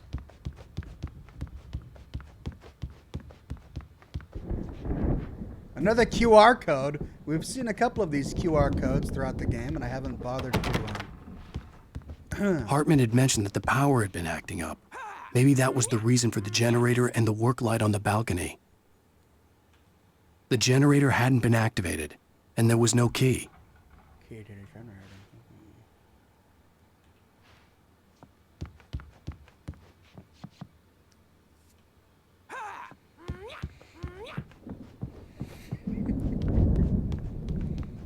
They just had to put a bunch of crazy people in here. Let's see, how do we write a crazy person? Oh, I know.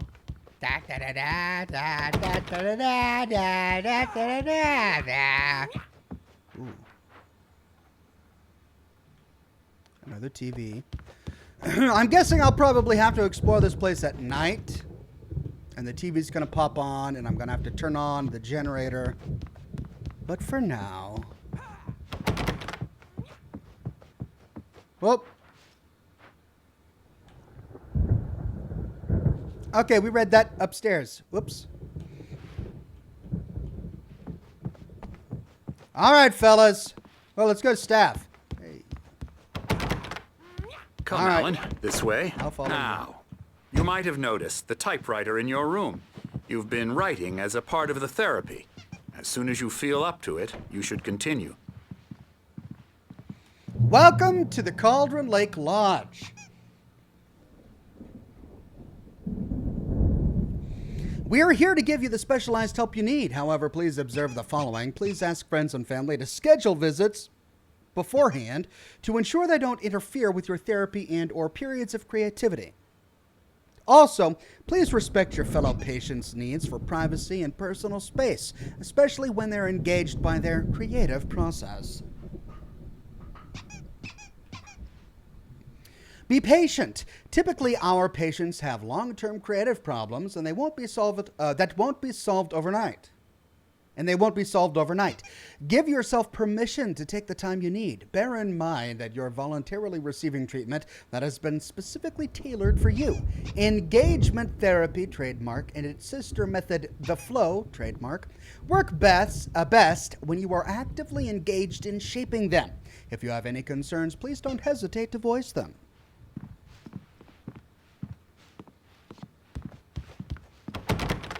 Another TV. My rheumatism is killing me. There's a storm coming. Oh, what a storm. I hope it wipes this place off the face of the earth. And these two are the Anderson brothers, Odin and Thor. They had how should I put this? A heavy metal band in the 70s and 80s called Old Gods of Asgard. They even adopted new first names to complete the image of Viking gods. After the band broke up, they lived on a farm nearby. They are, well, in advanced stages of dementia. They're well cared for, TLC and all that. There's nothing more that can be done. I'm afraid that the rock and roll lifestyle has left its mark. We saw these guys in the diner at the beginning of the game, didn't we? That won't do. I'm so sorry to cut this short for now, Alan. The power has been acting up. I'd better go check on it. We'll continue this soon. Meanwhile, when you feel up to it, return to your room and try to write. It really is for the best. Don't you think? I'd like to bash his head in with a hammer. Oh, he'd love to fish out our secrets, but he has no clue. He's not crazy enough. Not crazy like us, Sonny. Yeah! Being crazy's a requirement, Sonny. Who else could understand the world when it's like this. It takes crazy to know crazy. That's the sanest thing I've heard in a while. Say, you're all right, Tom. Hey, we like him, don't we, bro? He's got to go to the farm. The Anderson farm. Valhalla! We wrote it all down, lest we'd forget. A crash course. All you need to know to get your head right. You need to find the message. Here, Sonny, here's something for you. Gave me a rash, but I kept it safe from these bastards. So Odin has one eye. That's nice. And My they head was referred to me clearing as up, Tom. or according to Hartman, I was sinking back into the fantasy. I was convinced he was lying to me about everything. Crazy or not, the Andersons made more sense. Tom, you got any booze on you? Yeah, no. Sorry, We have a guys. stash of the special stuff at the farm. Our own formula, local ingredients. Medicine clears your head right up.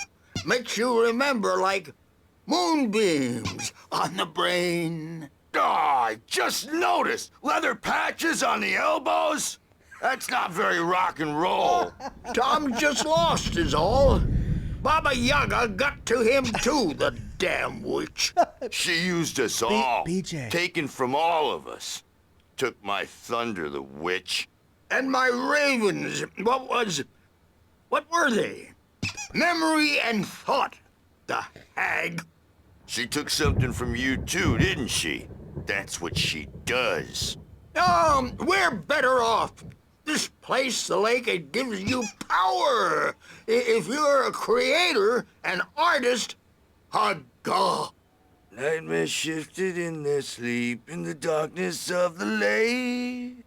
Yeah, that's the one. She makes sure it comes out twisted and wrong. Just ask the lamp lady. She knows what happened to that other writer.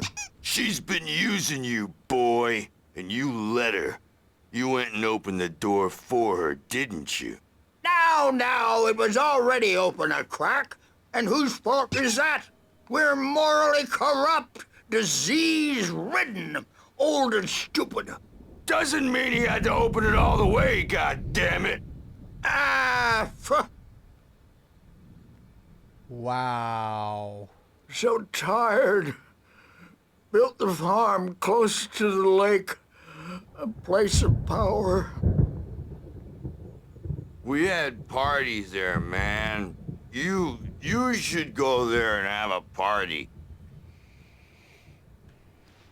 That Bob Balder threw the amp through the window. Hit that hippie chick in the back of the head. 15 stitches and a concussion. Bob's dead now. Leukemia. Stitches, snitches, and narcs, man. Bad scene. These guys are great. I am tired, man. So tired. So, what was on the doc's nose? Were those like pore strips? Or something to open his nasal passages? Maybe he suffers from sleep apnea? Or a guard for glasses on his nose or something? I don't know. Okay, well, time to go back. So the storm's going to hit, knock out the power. We're going to have to do that generator. You guys got anything else to say? You can't hurt a nightmare because all dreams are only imagination. They're only in your head and they're not there when you wake up. So you can't wake up because I'm in charge now and I don't want to disappear. My nightmare is the publisher people who want to make a contribution so they can say they made a contribution. And then we end up with mullets in there because they think mullets are funny. But it wasn't supposed to be about mullets. And now it's about mullets. And when it's in slow motion, they call it mullet time because the numbers came back from marketing that mullet time is the hook we needed to go big in the target demographic. And they're not even kidding. They say it all like serial killers with straight faces and smiles. My nightmare is the writers who want to make everything from the characters to the toasters talk all the time and express their feelings so they won't shut up. And the writers won't shut up either because they have feelings too. And I have to listen to them because they're not scared of me. And everyone should just shut up. Shut up. Shut up. But I don't see nightmares anymore because I'm too scary for them. I take 2 pills every morning and 1 with every meal and 4 when I go to bed. And that makes me the scariest nightmare of all. Okay. Vladimir says episode 4 closing song, The Poet and the Muse, was made for the game by Old Gods of Asgard. Maybe listen with broadcasting turned off or look up the lyrics. I might. Don't want to get demonetized. Anything more to say about the weather, Mr. Panner? Nope. Just my scary face. Well, Alan's scary face. Deuteronomus says, Ox, is that your marketing nightmare too? I could relate. That was a very illuminating conversation. You know, the writer who wrote that was speaking from experience. No Name says, I have the same conversations after drinking. Hey, Wake, why don't you humor Dr. Hartman and give the writing a shot, huh? Typewriter's in your room. You can get to your room by those stairs, Wake.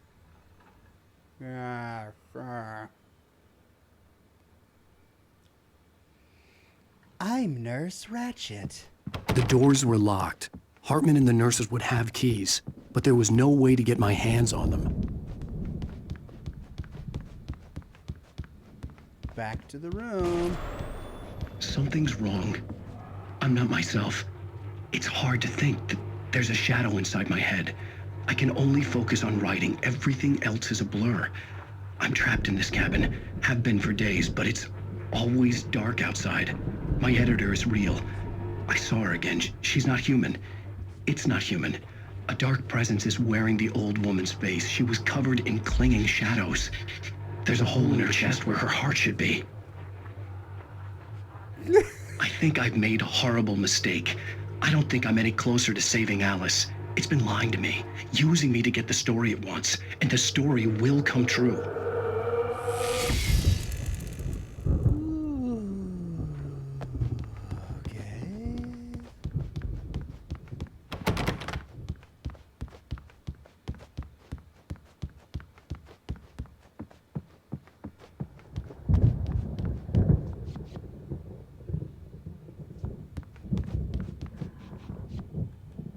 Hartman wanted me to write. I knew I couldn't, but I figured I should just play along for now. It was the only thing I could do with Nurse Birch watching me like a hawk. Nurse Birch?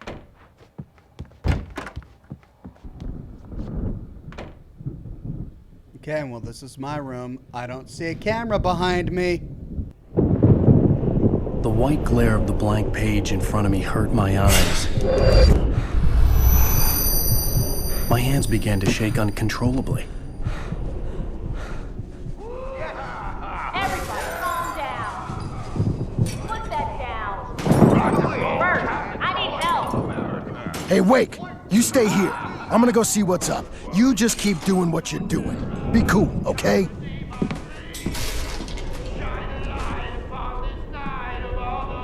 I didn't know what the chaos was all about, but it could be my only chance of getting out of here.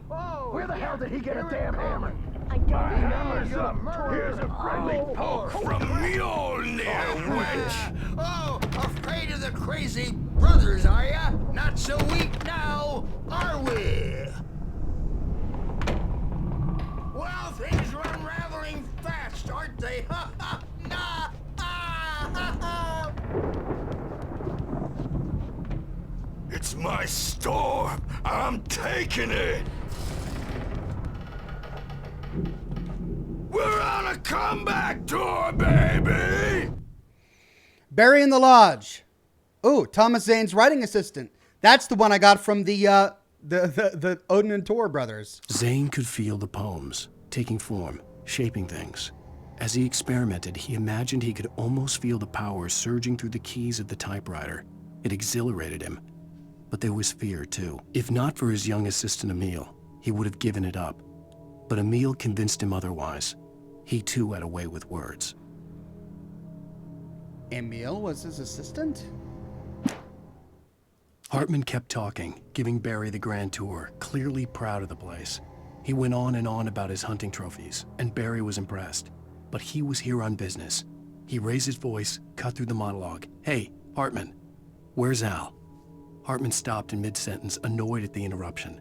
He nodded at the hulking orderly standing nearby.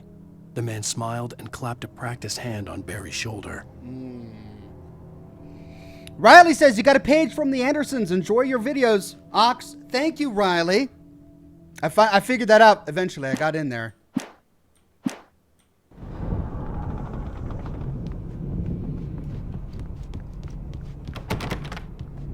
Hammer's Way will have its say! Rise up in their name! Sinclair looked bad. That wasn't a love tap. The crazy old fart hit her hard. And if she was one of Hartman's goons, she had it coming. I could get the key to the office room from Sinclair. I had to get to Hartman's office. He had taken all my manuscript pages. That's where he'd be keeping them. Maybe you could come out and beat our wrinkled, adult, diapered asses for us, since you're so tough, Birch. We were on the road, man. You think we haven't seen folks like you before? The photo on the wall caught my attention. In it, the clinic staff was standing outside the lodge. I knew the man next to Hartman. He was the kidnapper. Hartman had been playing me all along. To get him to write. Oh, these are the paintings. The markings on the tape said they were recordings Hartman had made at the sessions with his patients. I saw Alice's name on one of them. For a moment, I couldn't breathe right.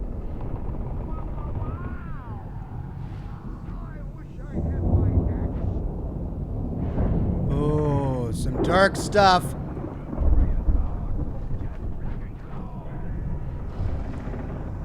Oh, manuscript page. Mott fails Hartman. Hartman wasn't happy. Mott could see it in his eyes. He quickly lowered his own. He had made a mess of it, and he knew it. The shame of failure was hard to bear. He hadn't expected Wake to say he needed more time, and he blurted out 2 days, less than Wake had asked for to show him who was in charge. But that wasn't part of Hartman's plan.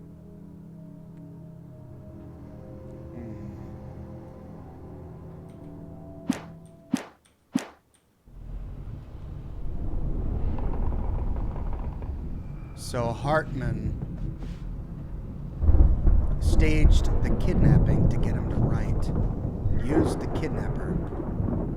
Now, Mrs. Wake, can you tell me about Alan's problems?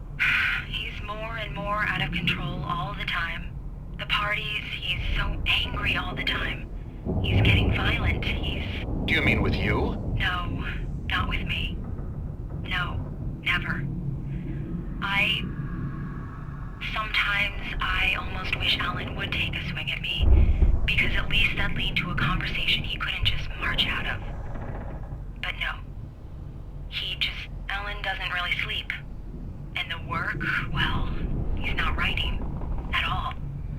He sits there for hours and just gets more and more frustrated. And I can't talk to him. Yes. Tell me, Mrs. Wake. What would you say to him if he'd listen? I don't know. I want to say, I look at you, and it's not you. Just some stranger who resembles you. Looking out from behind your eyes, and I don't like that guy much.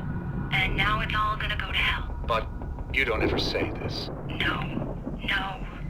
I've tried, but he's not listening. He's too deep in his own problems, always going on about something else. I'm so afraid I'm gonna lose him. And we're not even talking anymore. He doesn't let me in anymore. He just keeps me in the dark. I'm so alone here, even when he's home. Please help me, Doctor, because I'm at my wit's end. Well, if you can just get him here, I'll absolutely do my very best. Yeah, but Doctor, you need to be careful with him. He's not just going to listen to you and cooperate. He's the most stubborn man I've ever met. Well, I'll be sure to bear that in mind. Hearing her voice, what she was saying made me happy and sick and guilty all at once. Worst of all, I recognized the words. The phone call from her. It had been a cut-up of this. Just a recording.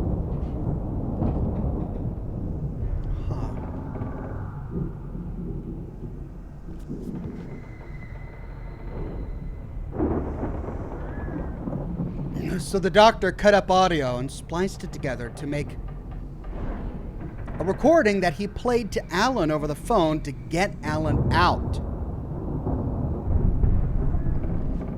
To get Alan here. Let me out of here! Hartman, do you hear me? I'm gonna stew your crazy quack ass to shreds! Barry! Seriously! Do you have any idea how much trouble you're in? I'm famous.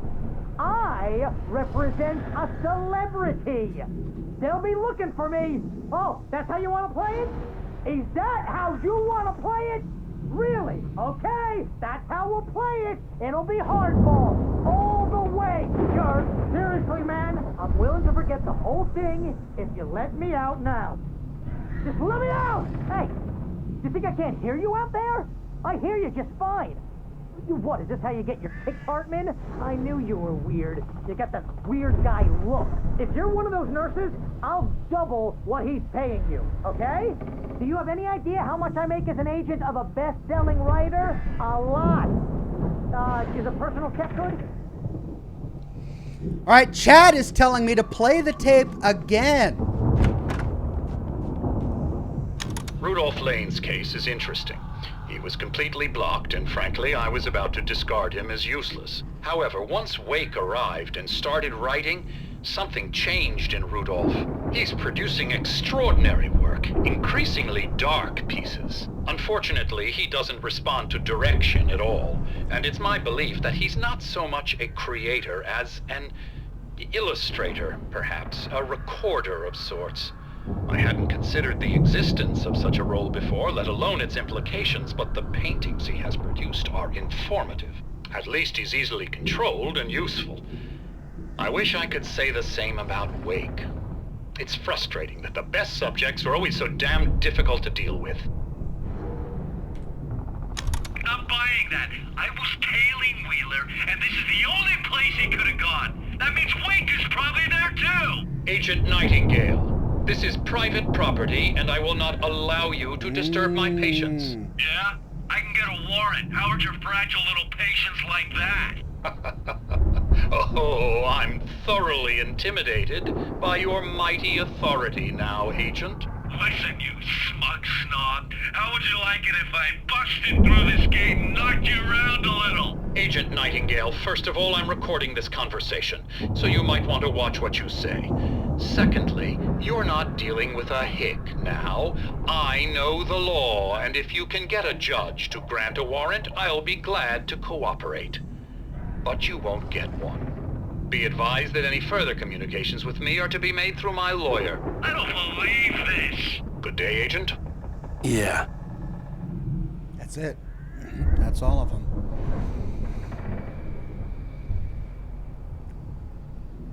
Crows.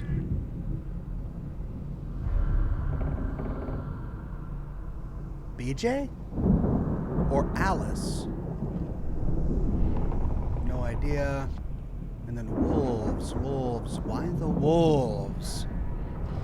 These are some of the enemies that we've had. But wolves? Why the wolves?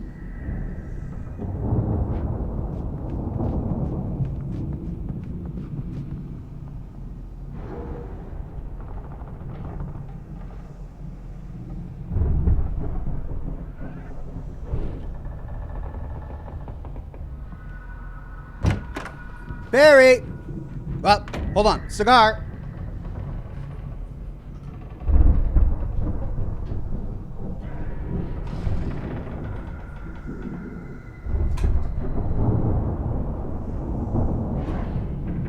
MeWe says maybe it's just me, but Hartman sounds a lot like one who voiced Father in Fallout 4, Tony Armandola.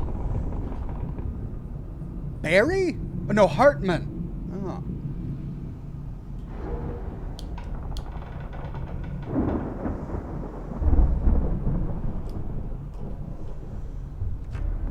Barry? Ow! About time! Barry, man, I'm glad to see you. We need to get to Hartman's office. It's right next door. You okay? Yeah. I mean, no! The cops found me at Rose's trailer, but they didn't hassle me too much. I'm obviously a victim in this, and I demanded to be treated as such. Or else I'd sue their asses. Speaking of asses, that Fed gave me a real hard time, but I had no clue where you were. That guy's crazy, Al. But he let me go, and then I get a call from Hartman, that son of a bitch, who tells me you're here, and I should come pick you up, but when I got here, 2 goons clobbered me and stuck me in there. What's with the cutout? I stole it from the diner to piss off Rose after what she did to us. That'll teach her. Yeah, that's a harsh punishment. Come on, pal, we gotta get going. Okay, well, we found Barry. You can't imagine Barry dragging this cutout all the way here with him. That's weird.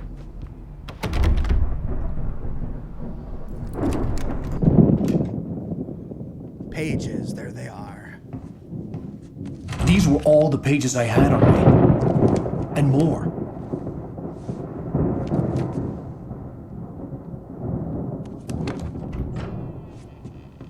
Alan, please.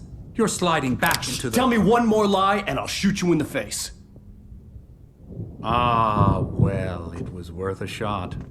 Really, Wake, come on. Let's work together on this. You have no idea... Hartman, shut up! Barry, get out of here. I'll catch up with you. Get a car. Oh, Al, let's just... Go! Wake, listen to me. This is a mistake. Don't you see? Together we can create something absolutely wonderful. With your ability and mine.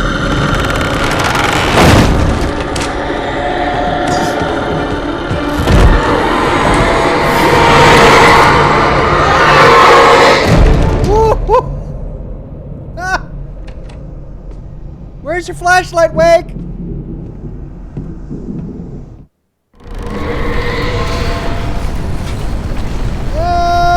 The dark presence would be on me in a moment. I had to find a way out. But first, let's read the latest. Hartman followed the fall of Alan Wake with his binoculars. When the rider hit the water, he ordered Jack to take the boat to him. The spot was easy to see in the dark, even with all the extra lights in the boat. The flare floated and kept burning even in the water. Jack turned the radio louder as the engine sputtered. The music was rough and clanking, something the Anderson brothers would no doubt have enjoyed. But Hartman chose to ignore it. Wake was finally within his reach. Any others? That entire stack and we only got one?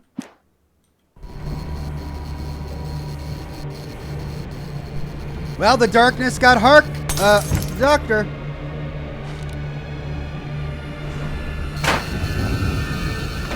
Where's my flashlight? I don't have it.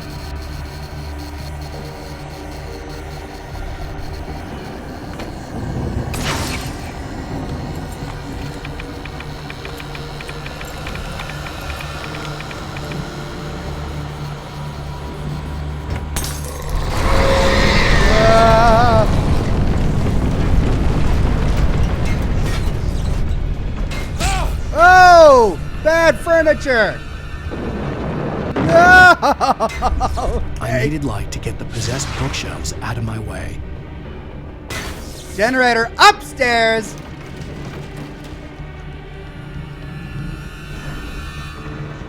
It's green now.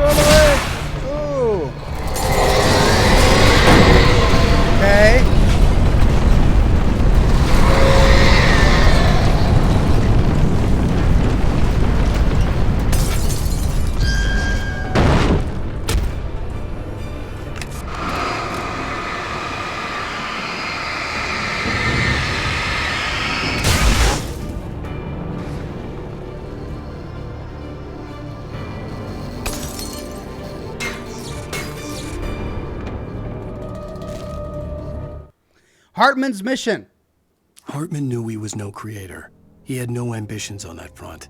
And he certainly didn't want to end up like every artist he had worked with here, damaged in ways that were hard to describe, or worse.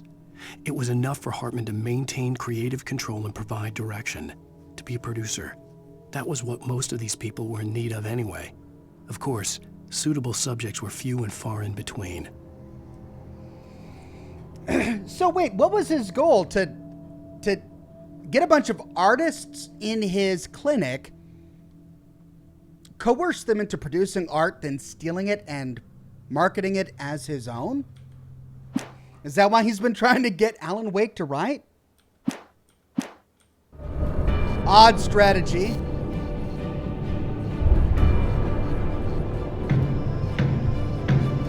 That's not how cars move.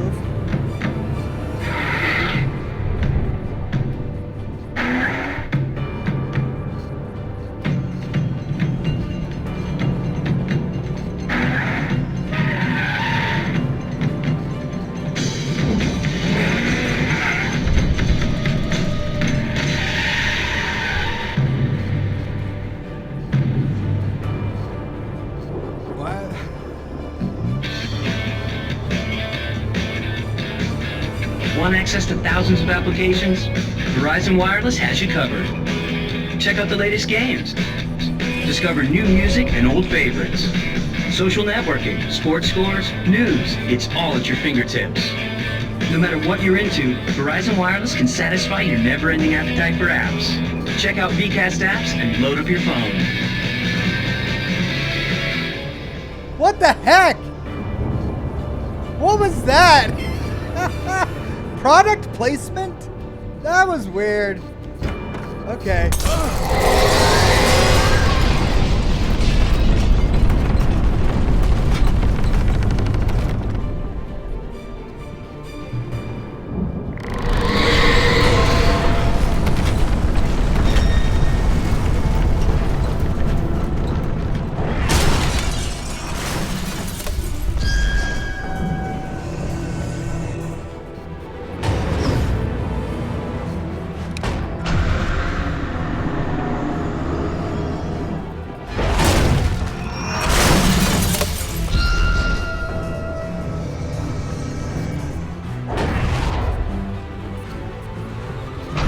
Come and get me, ball!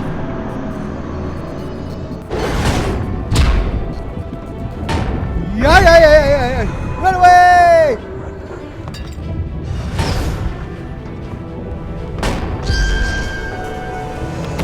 Oh, come on.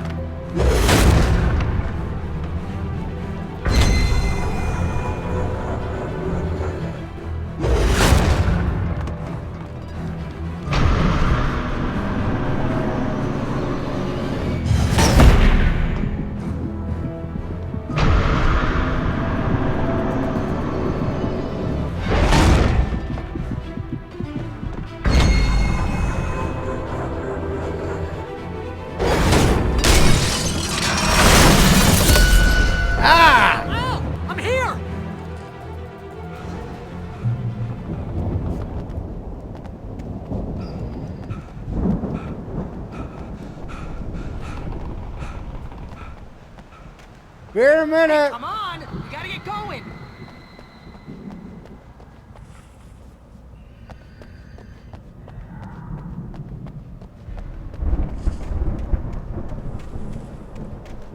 I found the car, but the gate's locked. You're gonna have to go through the hedge maze over there. Oh, Barry, great. I don't have a light.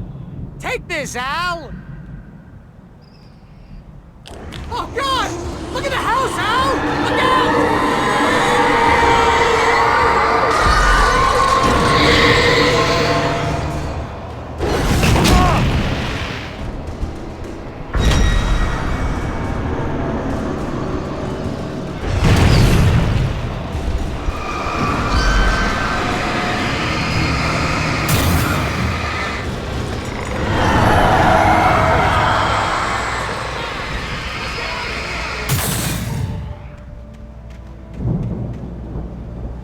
Great, a hedge maze. Of course, there's a hedge maze in a creepy mansion or clinic. don't have any of my... I've just got the one revolver and a couple of flares. Okay. Proceed through the garden.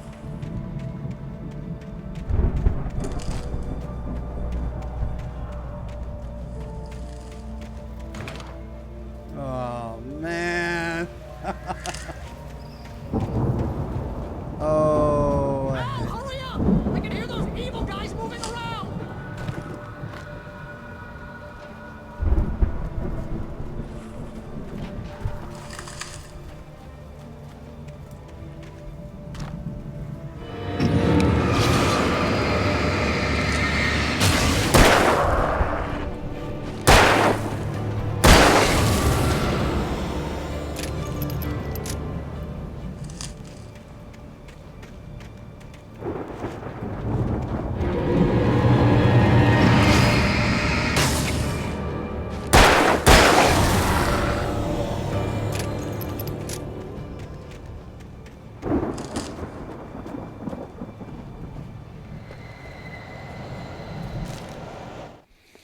Wake sees the old god stage. I stared at the Viking paraphernalia that littered the area, surrounding an unlikely centerpiece.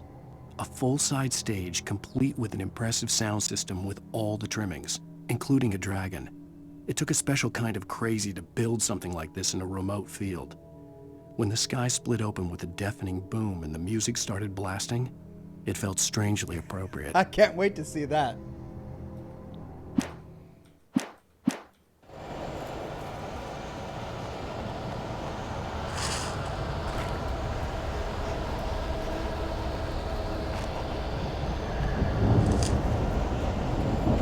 Al, be careful! I can see them moving around! They're coming for you!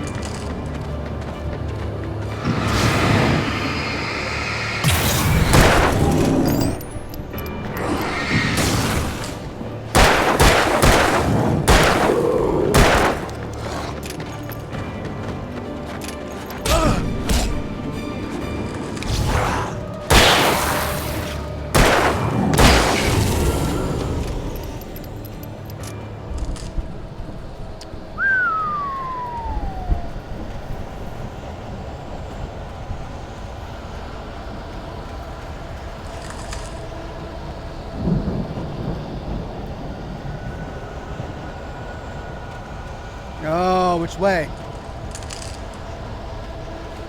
That goes towards the light. Where does this go? Towards the page? Yep. Hartman and the power failure. Hartman hurried down the corridor. He had disliked leaving Wake when he was surely at his most susceptible to therapy. But this was not an ordinary storm. Wake had been writing, and he had woken something up in the depths of the lake. Now, it was coming for him. Hartman had naturally prepared for a situation like this. Naturally. The idiot brothers would keep Wake distracted while Hartman double-checked everything, just to be sure.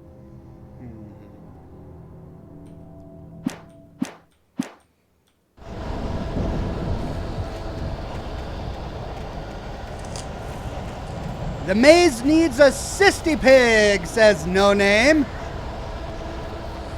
I don't think anything needs a sissy pig. I don't even think the Outer Worlds needed a sissy pig.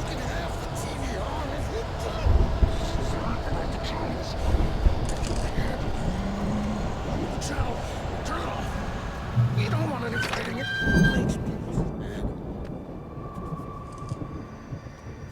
Odin, Thor.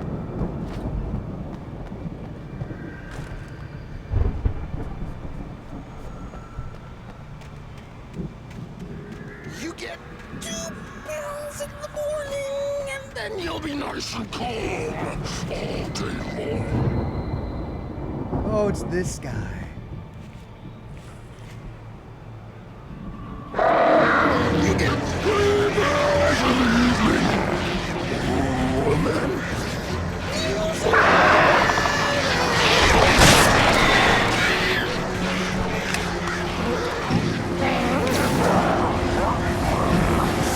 Like things to be lost.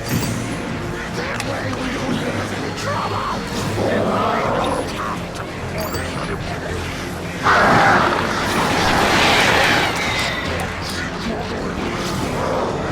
We're all friends.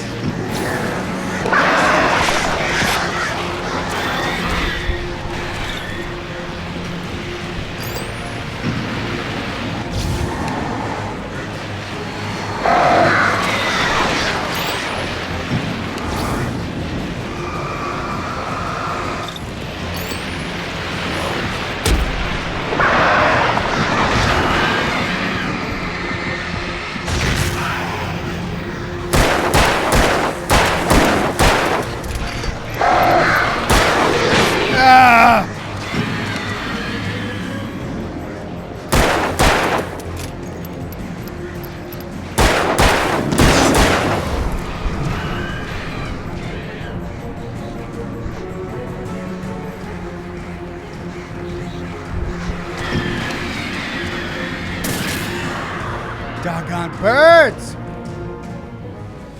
Ooh, okay. Thermos!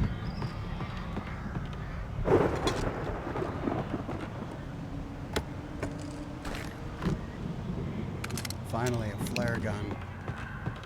Could have used that in the battle.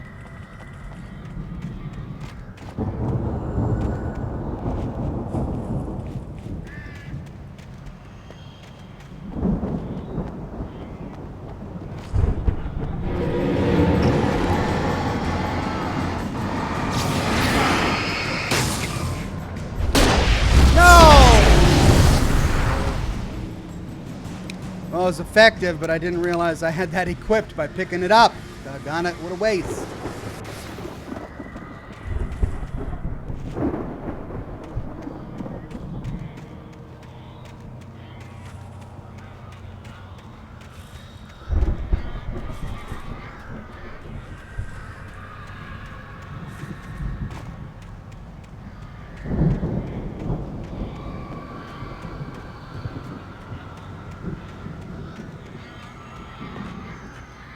Hunting rifle, yeah! Oh, shotgun.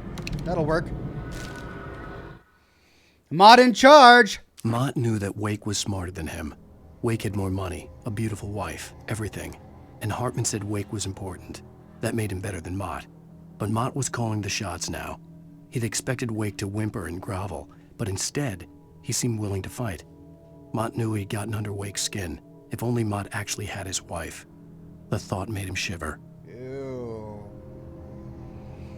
Creepy.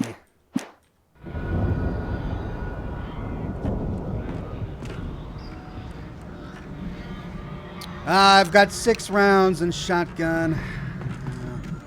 Shells, I mean. Oh dear. The birds.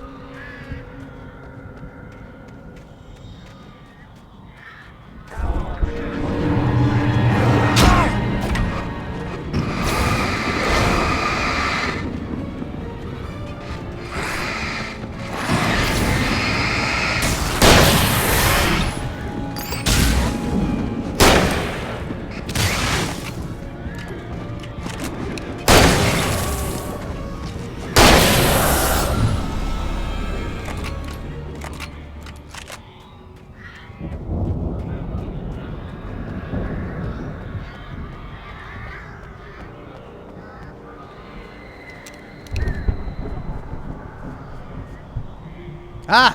Flare.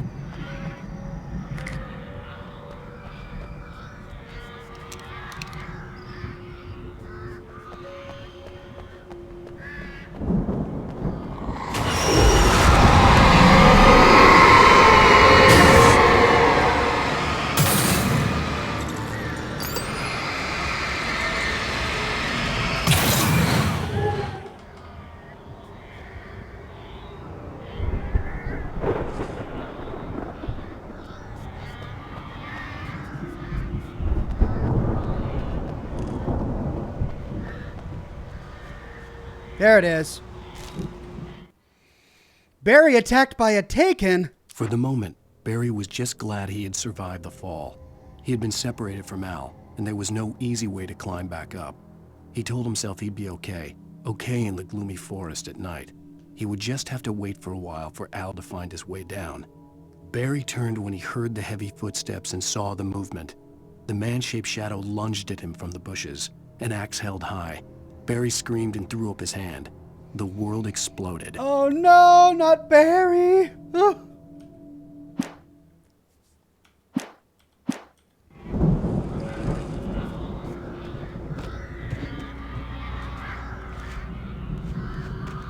Emil made me do it. Oh, great.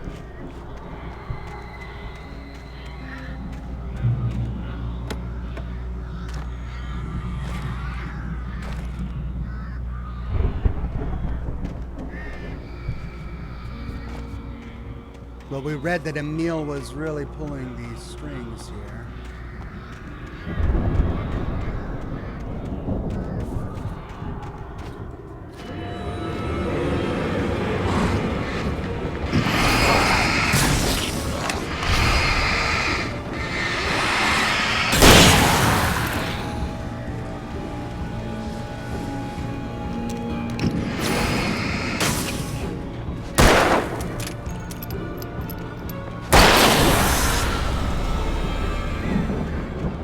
There goes my flare.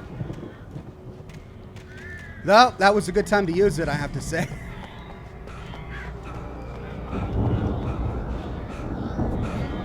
Well then, wait, if I have to go up there, what's this way? Is this a dead end?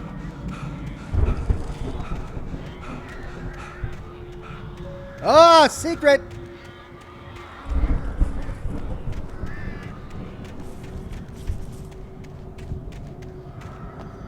Thank you, CW.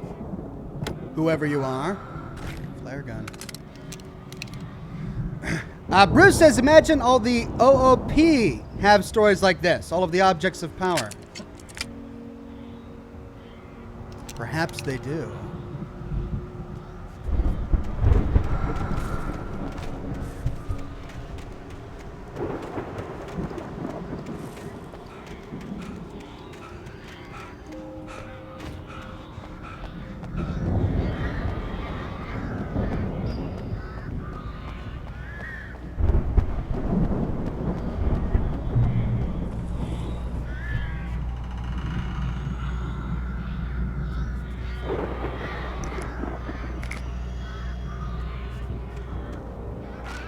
Yeah.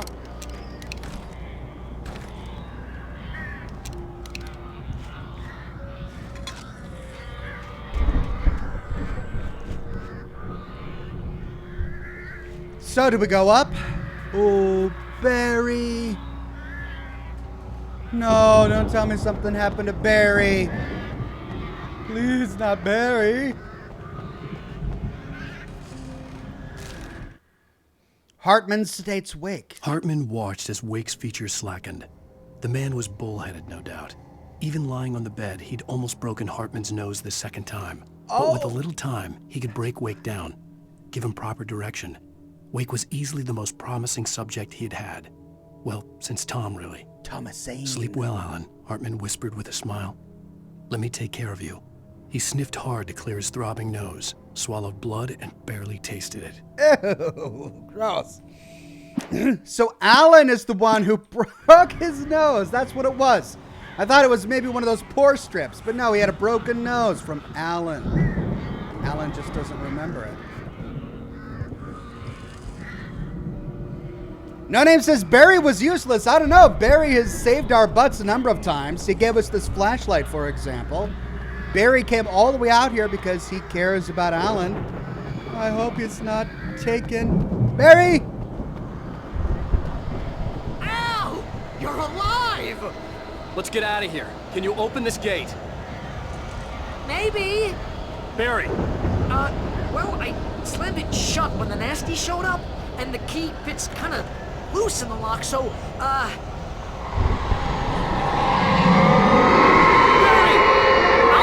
Don't worry about it! Oh Oh no!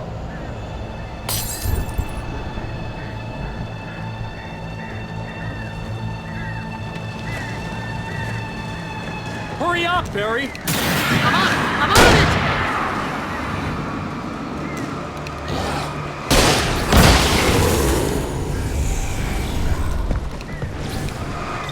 It's gotta be here! Just hang on!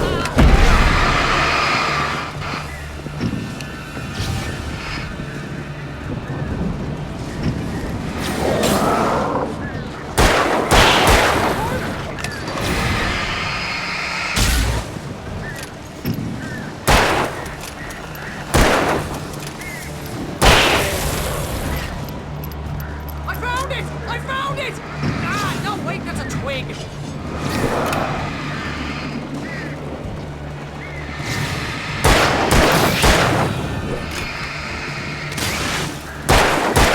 Here it is! Al, I found the key!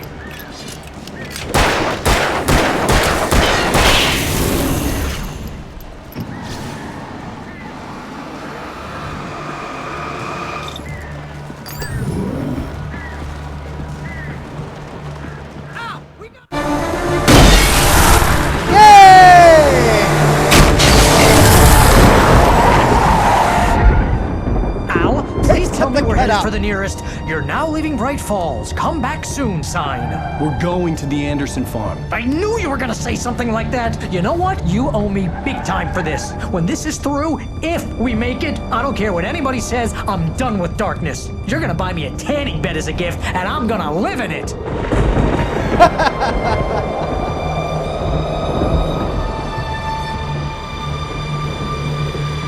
I'm done with darkness.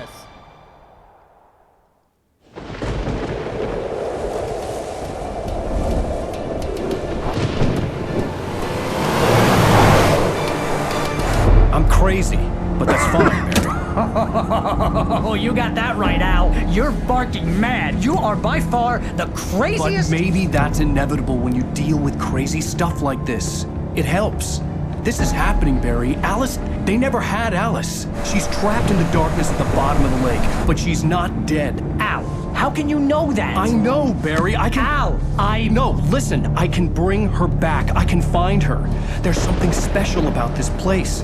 The lake, it does something to the works of art created here. It makes them come true. But there's a catch. The dark presence, whatever that thing is, twists it to its own ends. That's why all of this is happening. It's using my manuscript to take over everything. Al, I believe you. It happened to Thomas Zane before, it happened to the Andersons. I believe you. Crazy or not, you're not delusional. Weird shit's going down. That's a fact. I'm on board, man. I'm with you. The Andersons knew about it, but they were too far gone to tell me with all the drugs they were on. But they wrote it down. There's a message somewhere at their farm, Barry. We just need to find it. Look out!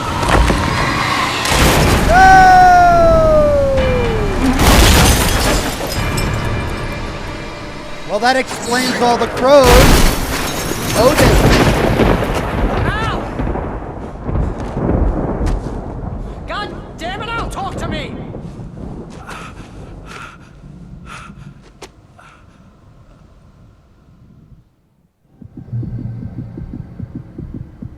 I had lost my gun in the crash. Barry was nowhere to be seen. But we heard his voice.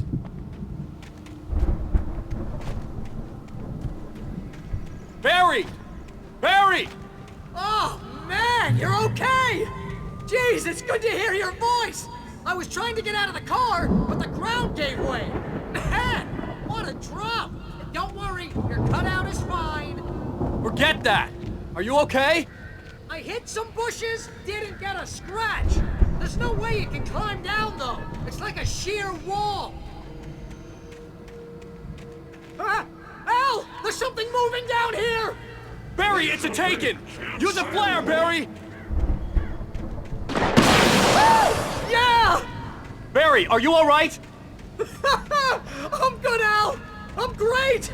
Guess you never messed with anyone from New York City before, huh? Oh, wait. You're gonna have to find your way around to the farm, Al! I'll be waiting! Barry, just wait for me, okay? Al! I'm not staying here! It's suicide! I'm going to the farm! I'm gonna go ahead and secure the area. You can catch up. Don't worry about it. I'm on the case. Sure. Now he's Rambo. This would turn into a disaster if I didn't catch up with Barry. Look at him go with the cutout. Hey, Barry, what is wrong with you? He's saving the cutout. Okay, Barry. Fine. Maybe Barry's got a little crush or something. That's weird. It's just running down there with the cutout. But gotta hand it to him. He has saved the day on more than one occasion. He's gone above and beyond for an agent.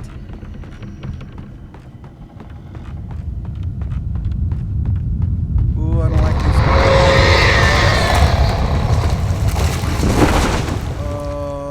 Okay. Which way?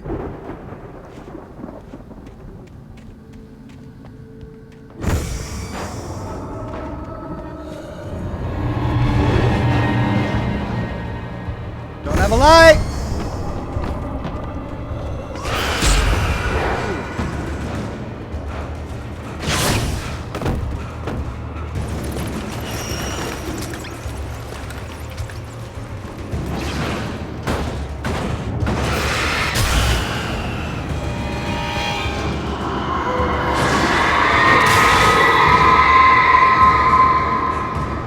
Manuscript. Walter at the Anderson farm. When he stopped the car at the Anderson farm, Walter felt relieved. Oblivion was close at hand. The brothers wouldn't miss a jar of moonshine or two in the booby hatch. But then he saw the man on the porch, and he knew who it was. Driving for his life and knowing it was useless, he didn't realize he was crying until he couldn't see the road for the tears. When he stopped the car at the Anderson farm, Walter felt relieved. Oblivion was close at hand. The brothers wouldn't miss a jar of moonshine or two in the booby hatch. So Walter went to the Anderson farm to steal booze from the Anderson brothers. But then he saw the man on the porch and he knew who it was?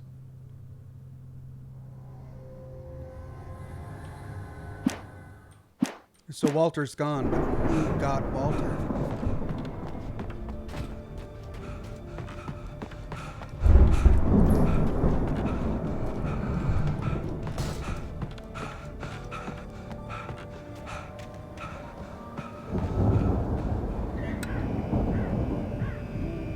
What's over here?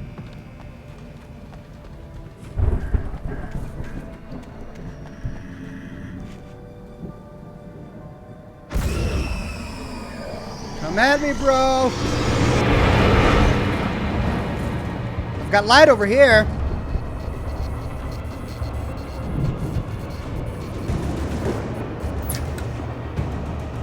He's not gonna come over here. Thermos!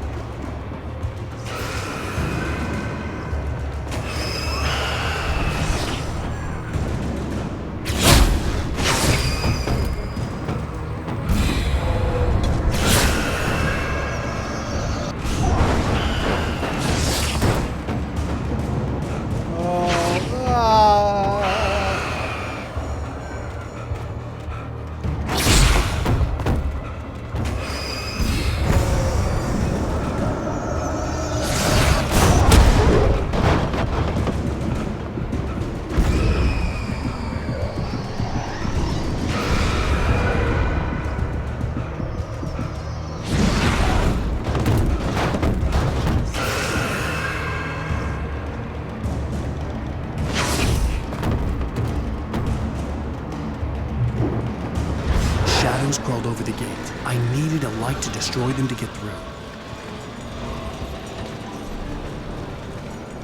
Looks like we're going up. Tobias has been in and out building my new garden, but streaming the whole time to review later. Love it. Love everything about it. Am terrified. Please continue. Love from my family to yours. You're the best.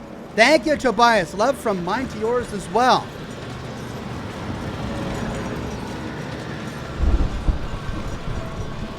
Get to the chopper. I mean the farm. I hoped there'd still be a working generator somewhere around here to power up the old lights by the gate. Nightingale arrests Wake. So Control got him. Agent Nightingale stared at the passed out rider. The man was sleeping off one hell of a night. Nightingale felt a stab of envy at Wake's oblivion, but he had a job to do. He put the gun to Wake's head and almost became a murderer. His hand shook and his throat felt tight and dry. Biting his teeth, he tried again to pull the trigger. He lost the nerve. Wake stirred. Nightingale would have to settle for an arrest.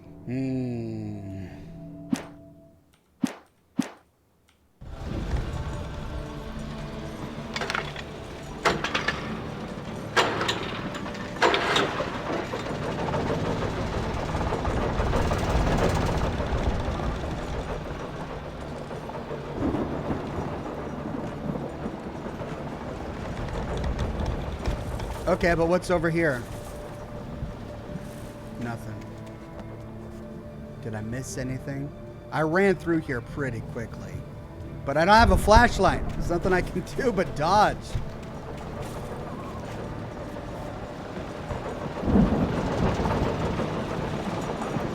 Oh, and I fell.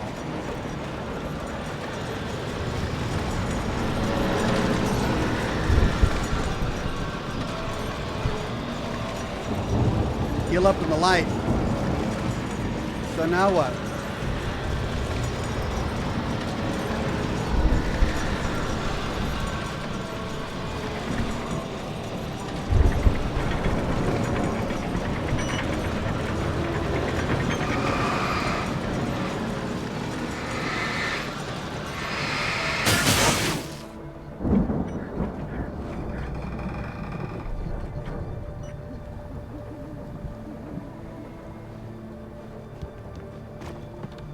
I could sense the movement in the woods ahead. Facing the enemy without a weapon was dangerous, but I had no choice. I've got a flashlight.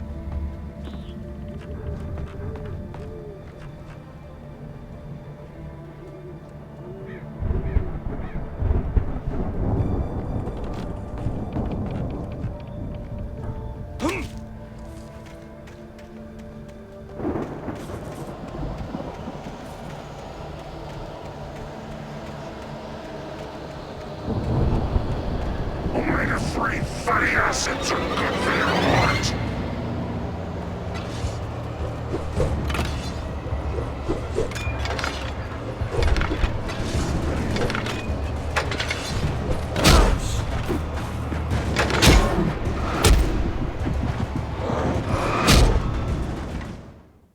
Okay, so I gotta get there faster.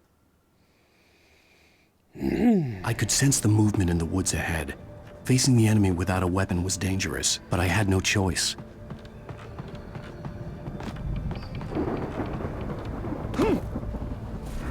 Run, Alan, run! Omega-3 fatty acids are good for your heart.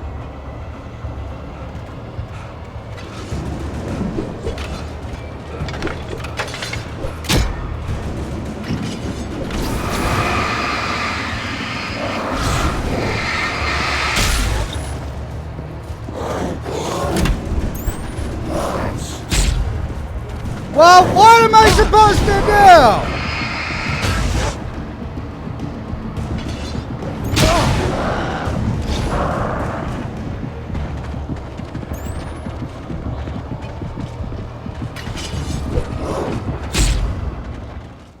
Well, I can't start it because they're right behind me. I could sense the movement in the woods ahead. Facing the enemy without a weapon was dangerous, but I had no choice. Dark says they don't really give you time to start the generator. Okay, so ignore the generator?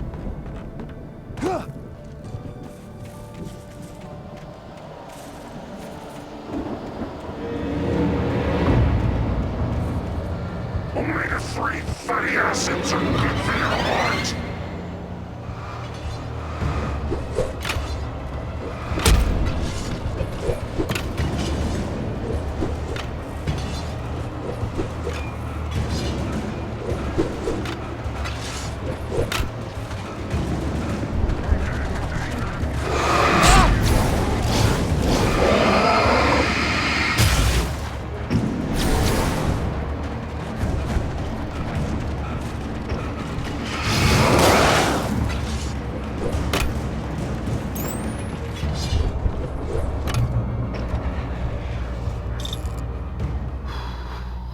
I swear it was just get to the light. Fine, fine. I don't need the generator. I'm in the light.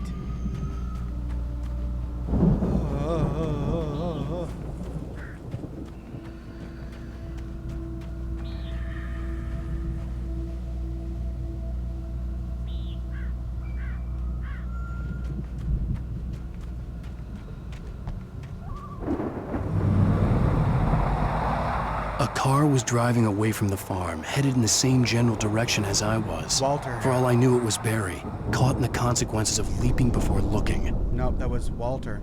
He went to the Andersons to get booze, but saw somebody there.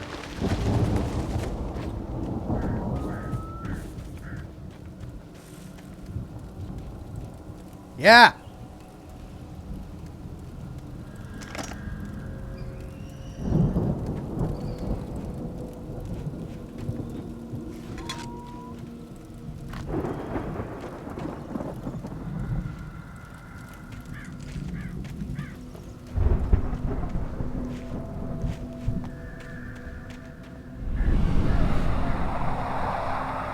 The car was heading for the cabin up ahead. It wasn't far. If it was Barry, I would see the damage soon. Well, the car has headlights, right? He's safe as long as he's in the car, right?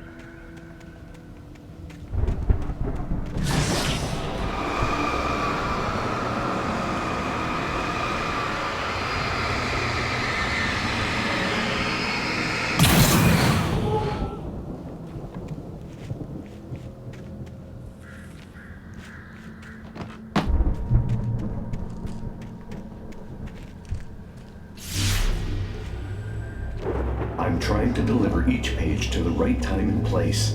I'm trying to show you how the story goes. I had seen glimpses of the light before. I had seen it in my dream. It was a strange spaceman or a diver in a bulky suit. He was the one who'd been placing the pages on my path.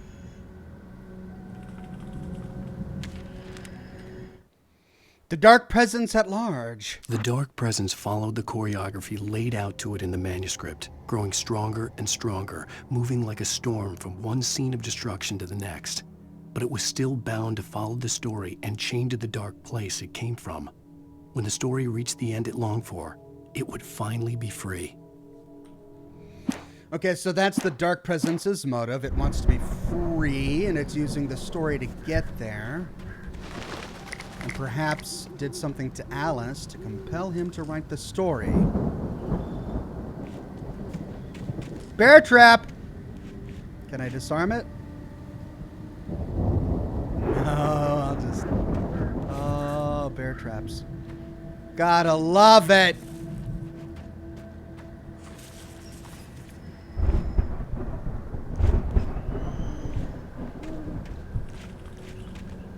Oh, this is delightful.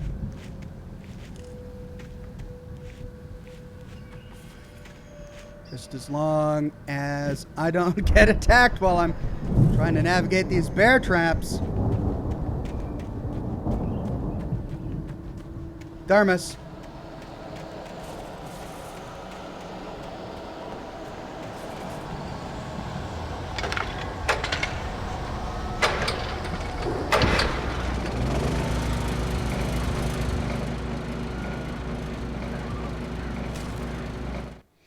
The patients escaped the lodge. The storm raged on as the Anderson brothers walked unsteadily away from the clinic with the other patients in tow, knowing that this time they wouldn't return. The darkness around them seethed with horrors, but Tor and Odin were unafraid. Their eyes glinted with guile. They knew every secret path, and there was blood on their hands. They had fought these shades before. Okay, I'm really intrigued with the Anderson brothers now. I hope we don't have to fight them. I like them too much. Shotgun! Someone had left a gun behind. Now I had a fighting chance of reaching the farm. Yeah!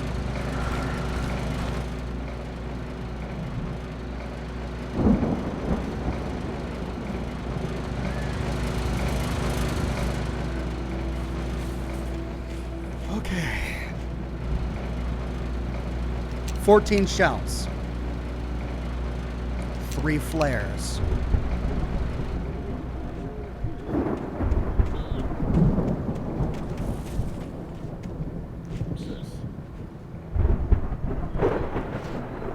Thermos up there. Hey.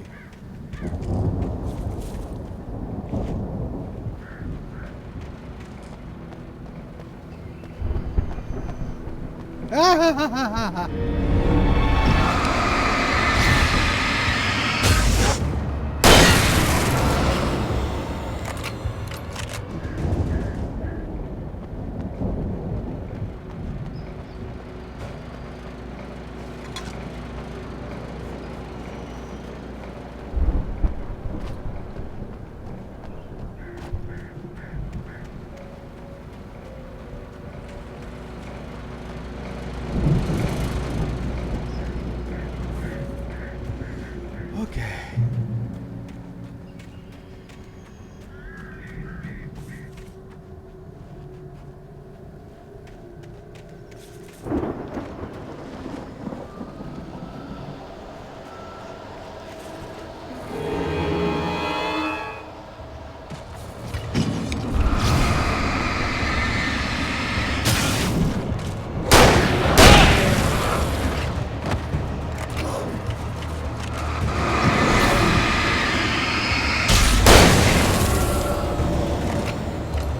Snuck up behind me.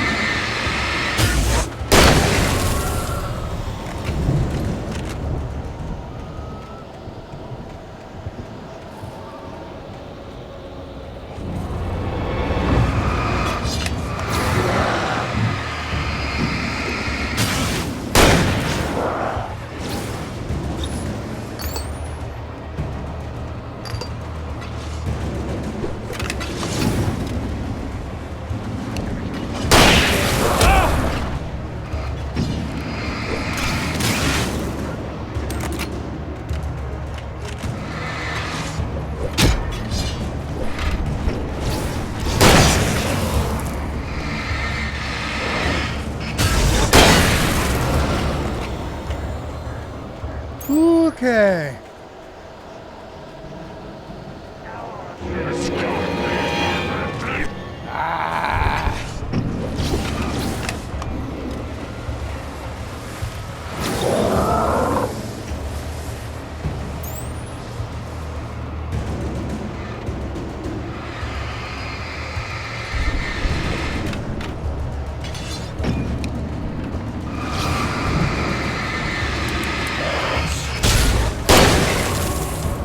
Out of ammo!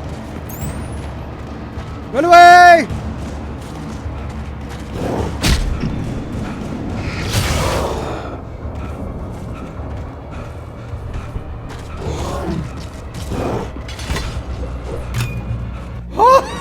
Just in the nick of time! Out of ammo, out of flares, out of everything. Jeez. Okay, up we get. Walter? Walter? Hello? Anybody here? Ah! Barry! No! Danny, you're not! Ah! Please! Ah! What are you? Ah! No! Don't! I'm sorry! Ah! Ah!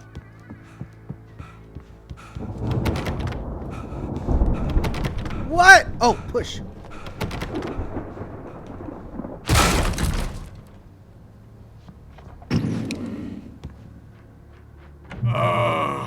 Oh. I know you. You were in jail the other day. I went to the farm again for the moonshine, you know? It makes you see. They're not gonna miss it. They're in the loony bin. My buddy, Danny, I lost him. Something's gone wrong with him. It's not him. Like a real bad follow-up to a real good movie. The best friend's suddenly the bad guy. Who wrote this crap anyway? They like to tease at breaking the fourth wall, don't they? Danny. Rest in peace, Walter. I'll take care of Danny. If I can find him.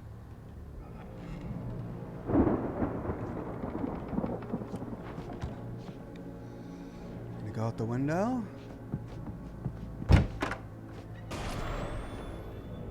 I've run through every possible course in my head. If I continue like the Dark Presence wants me to, the story I'm writing won't save Alice.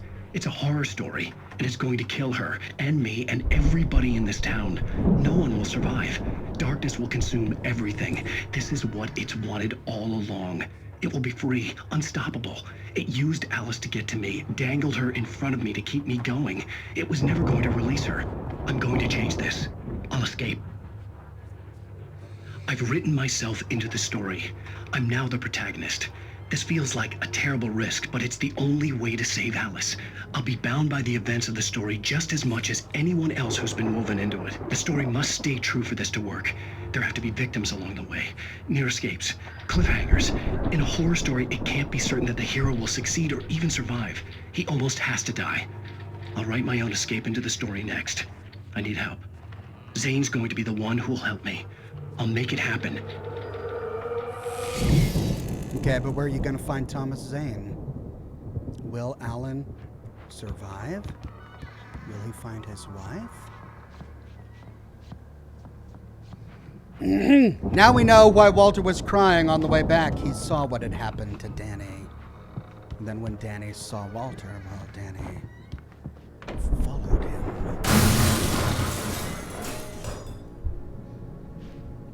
Danny!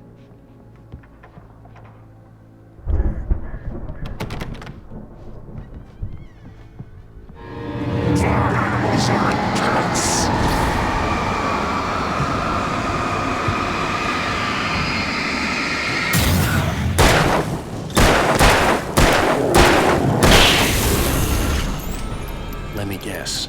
Danny, huh? Good guess, Alan.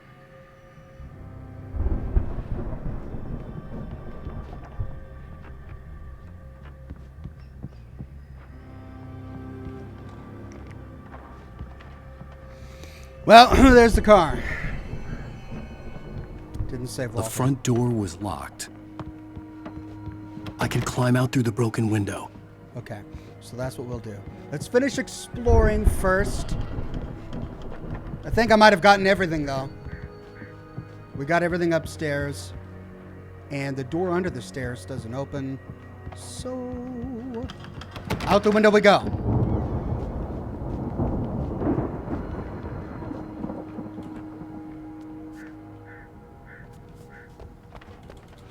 The farm was still a good distance away. I'd need a car to get there fast. Hello. Oh.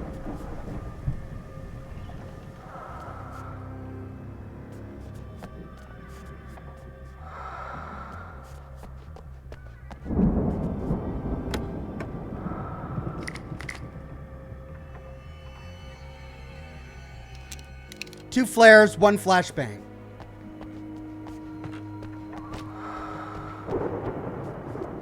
What's that breathing?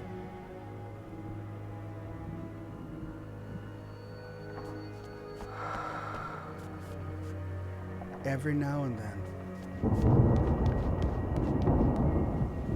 Well, now we know where that door led.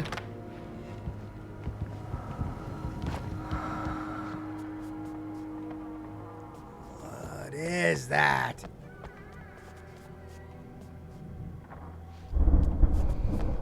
Okay, to the car.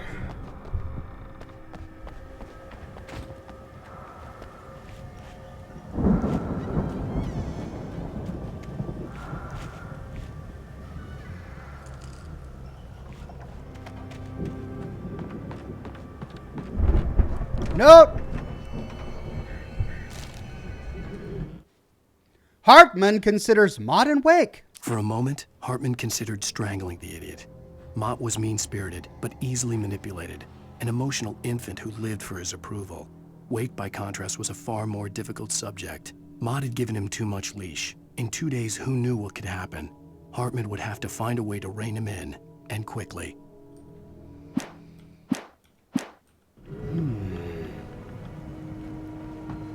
No, we don't have to worry about Mott anymore, I don't think. But Hartman, what happened to Hartman?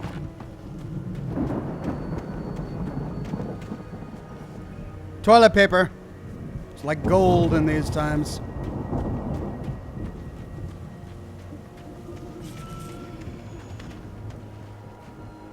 Okay. If Barry wasn't up here, he was probably in trouble down at the farm. For a moment, I felt bad for doubting him. After all, I'd made it this far myself. But Barry was Barry.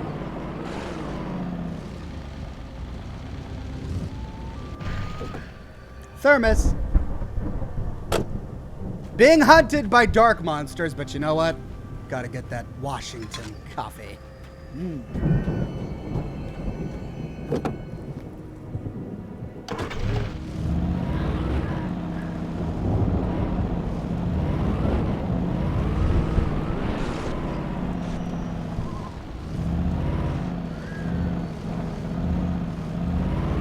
Okay, do we go straight to the farm, or do we go up to that little watchtower? We go up to the watchtower. There's a thermos over there.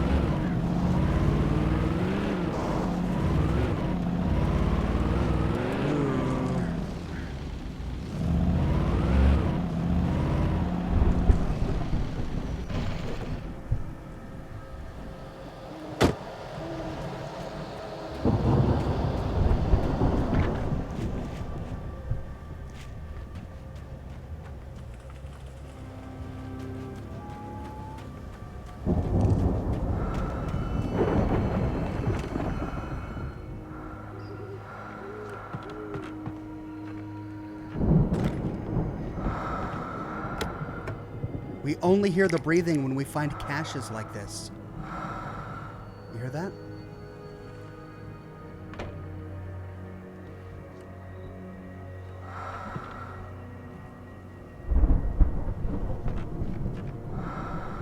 What the heck?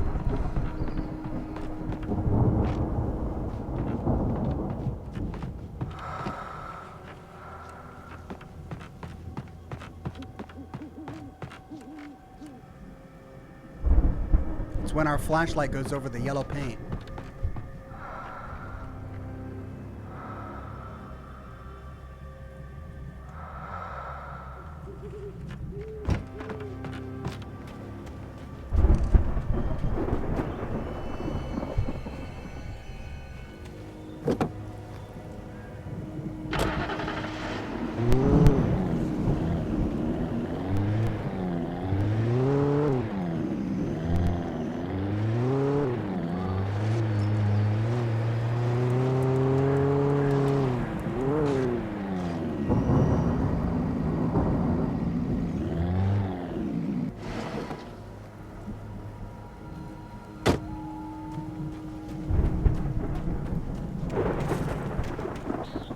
Hello? Anybody home?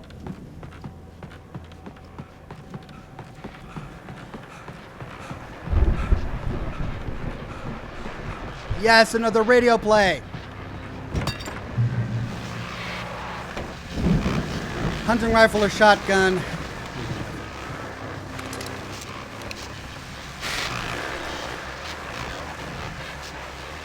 Well, as I'm sure everyone's noticed, that storm we all felt coming is finally here. The boys at the Weather Service reckon it'll last until morning at the very least. Pertaining to that, let me read that missing persons alert again. The sheriff's department's still looking for a Caucasian woman, 30 years old, slim and blonde with blue eyes. She may be lost in the woods, and it's possible she's been injured in a car accident. If you see her, please make sure you get her indoors and call the sheriff. It's bad weather to be caught out in, so if you see someone in the area who maybe looks a little confused, give him a hand, all right? This is Pat Maine on KBF FM, hoping you're all safe and warm tonight.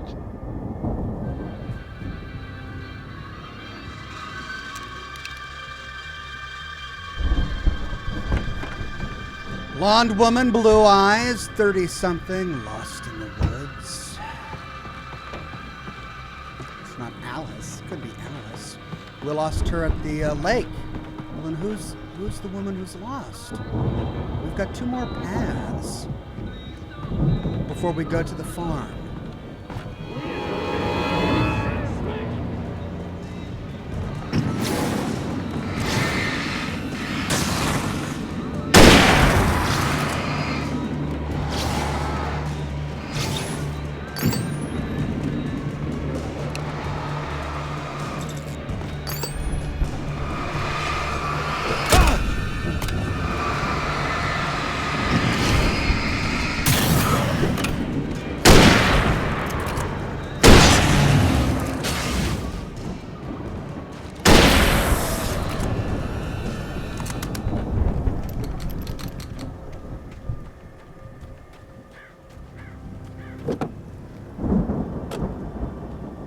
Take the Impala. Okay. All right, Ocontas. I'll take the Impala.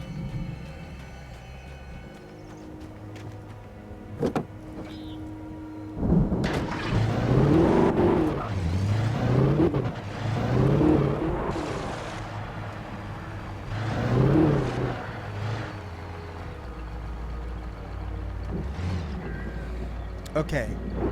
That leads to the farm, right? Well, where does this go?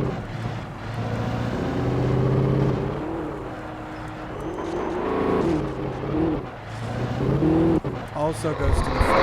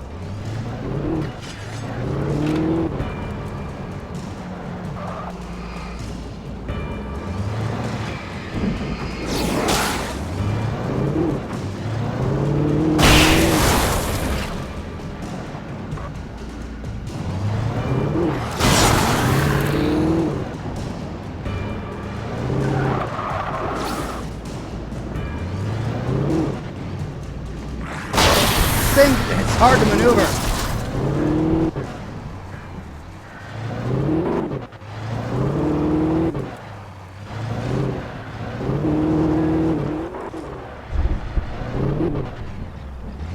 Oh, this is blocked off. I can't go. I gotta go by foot.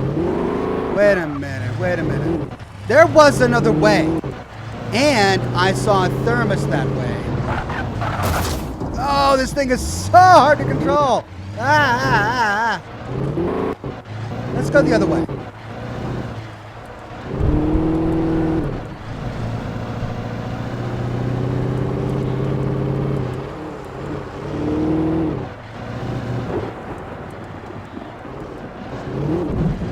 I think this connects to it.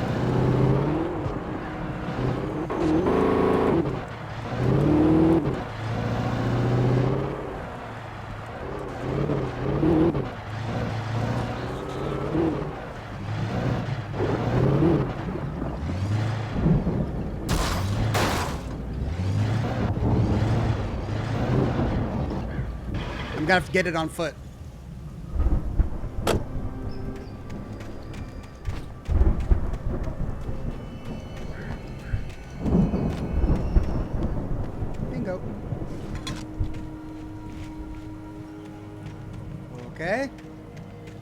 That's it.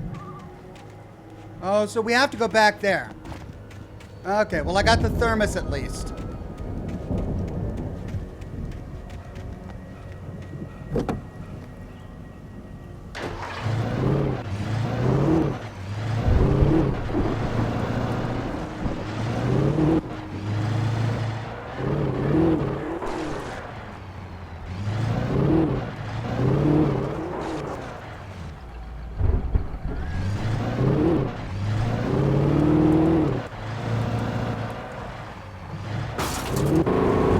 What did I hit?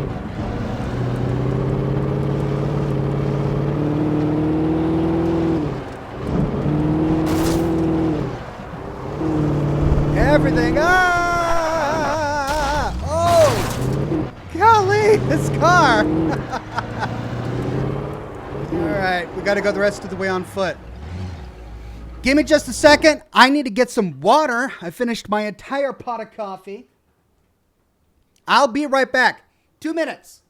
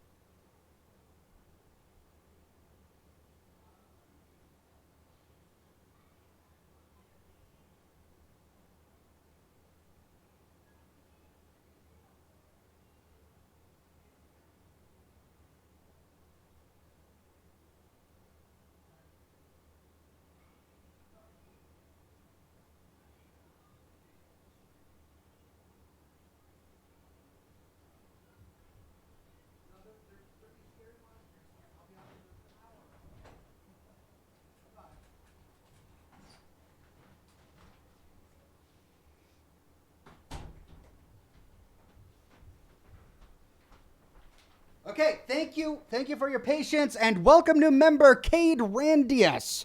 Good to have you on the program. I got sidetracked by my daughter who drew me something to put on my wall.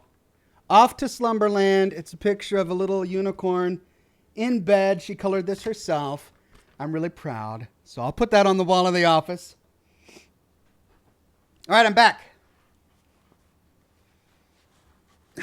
Now, let's find out what's on the other side of this gate.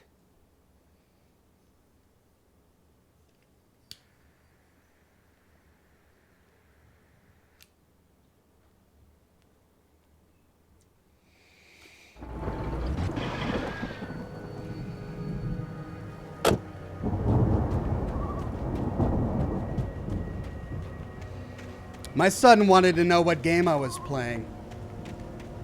He saw me set up the VR system for Half-Life Alyx, and I let him wander around inside the world with the VR headset, and ever since then, he's been fascinated by VR.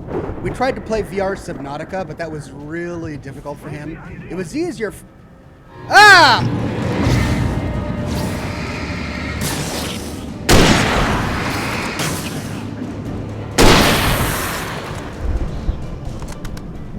It was easier for him to play Half-Life Alyx. I don't know if it's because it's a newer game or they just nailed VR, but when I put the headset on it...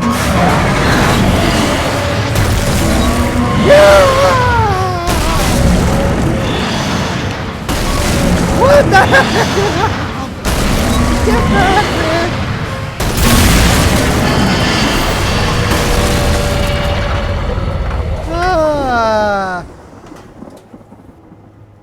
When I put the headset on him, he got into the world naturally. He picked it up really quickly.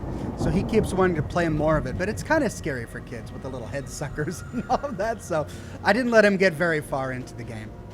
But he wanted to know what game I was playing today. I'm like, well, it's a game called Alan Wake. And he says, is it a horror game? Does it have jump scares? I'm like, yeah. Too scary for you, but fun game. Oh, we got a tree in the way.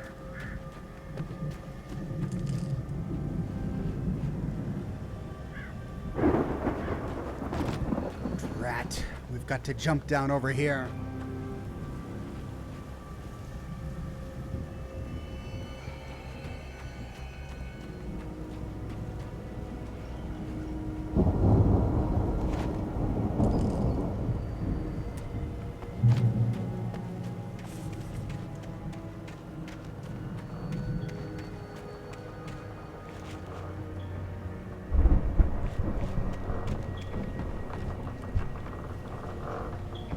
No dice.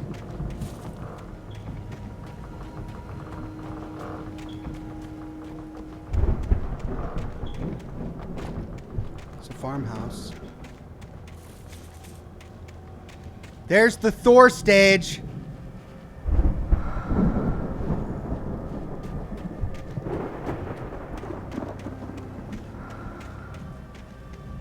Secrets.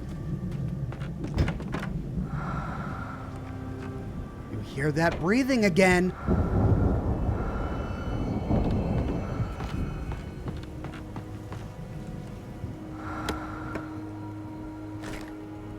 Flashbang. I now have more flashbangs than flares.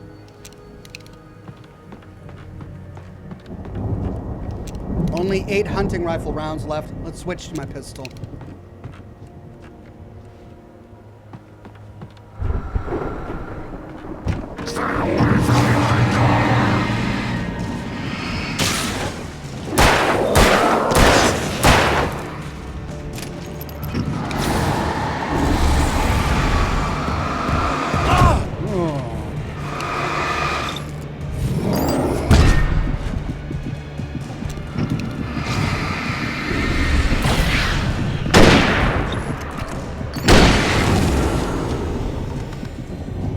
Well, that was hard fought.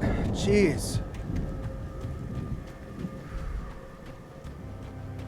Okay, what's with all these these sticks with red wax or paint on them?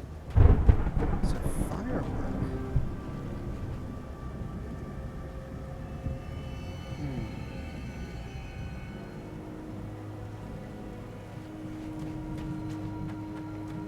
I'd known the brothers used to be some kind of rock stars, but it hadn't really sunk in until I saw the stage.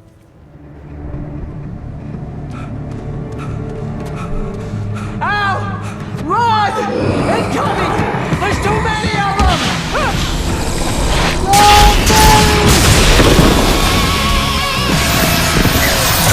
Yeah! God damn.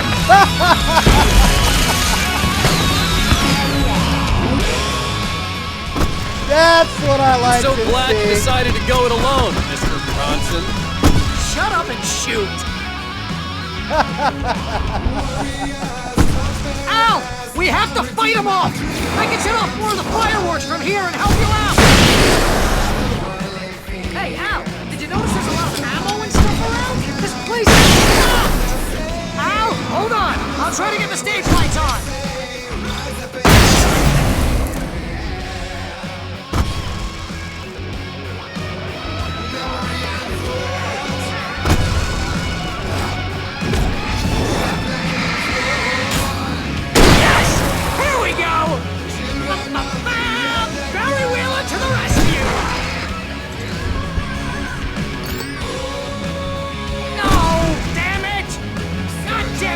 Century wiring!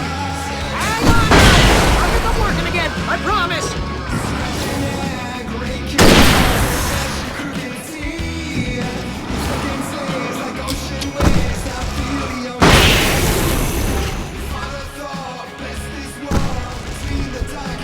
Is this song gonna get me demonetized? Probably.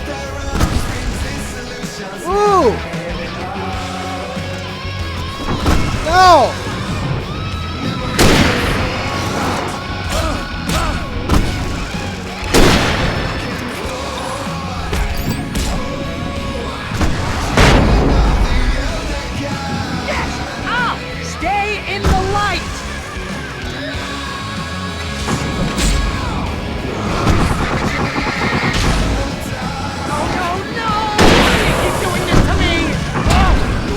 Please, please, please!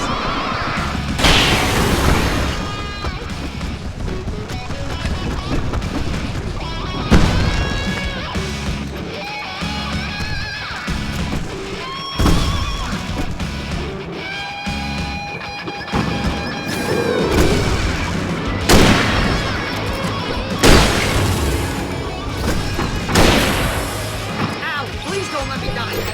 Hold my fire. This is pretty much how I always wanted to go out. Rock and roll! Woo!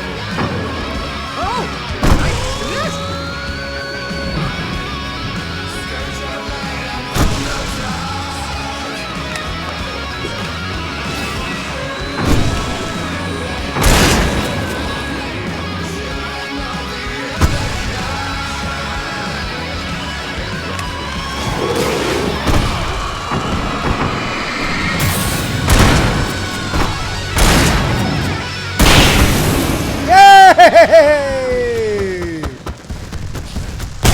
Whoa, yeah! Pyrotechnics! Oh, man, they must have had a lot of fun putting this part of the game together. That was awesome! Give me Thermos. Bright Falls, rock and roll capital of America. Thermos, that's mine. I'll be with you in a minute, Barry. So I got a brand new floodlight. Hey. Heavy duty. But I just got my floodlight, so I'm good. Any other ammo? I saw something. Ooh, revolver ammo. Oh! I got plenty of revolver ammo.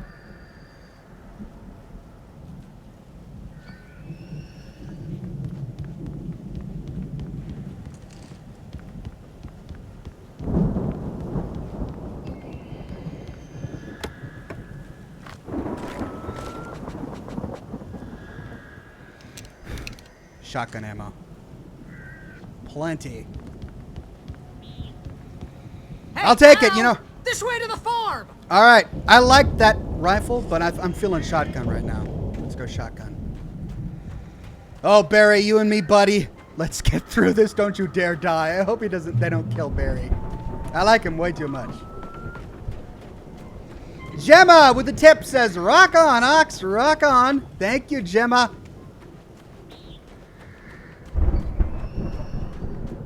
See, bestseller, no reason to worry. Your cutout's good as new, right where I left it. I'll come back for it once we have the place secured. Barry. Yeah, that's been my biggest worry all this time. We need to get this thing moved out of the way. This is as far as I got before they ambushed me. Okay. So it's attached to a winch. Looks like I need to get there somehow. A ladder! And a shed. Shall we see what's in the shed?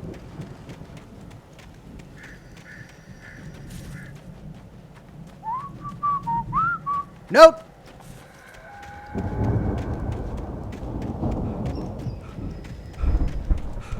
Ah! Nightingale finds the manuscript. As the deputies hauled Wake and Wheeler away, Agent Nightingale eagerly examined the stack of papers Wake had been carrying. It was incomplete, a collection of random pages, but there was enough. He saw his own name in there, among others. His hands shook with emotion. Finally, it was proof. He had been right all along.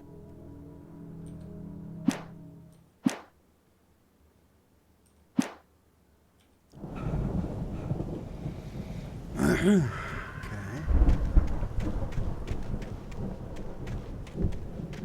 Anything by this combine harvester? Is that what this is? Ooh, this is an old machine. All right, let's get up. I do see a flickering light over there. We'll probably get there in a bit. Got to go through the barn first.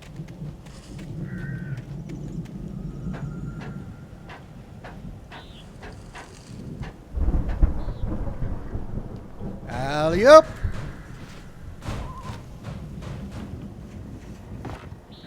Hey, I think Alan Wake here has something to say. What's that, Al? I'm Alan Wake. I'm always right about everything. And if I don't get my way, I'll sulk all day long. I'm always intense and moody. It makes me very attractive and mysterious. Right now, I'm just standing here because I need my best friend Barry to carry me. But that's okay. I can just take him for granted. I think I see what you did there. Yeah, it was pretty good. You want me to do my imitation of Barry Wheeler? No? Thought so. You need a cutout for that, Alan. I want to see the cutout of Barry Wheeler.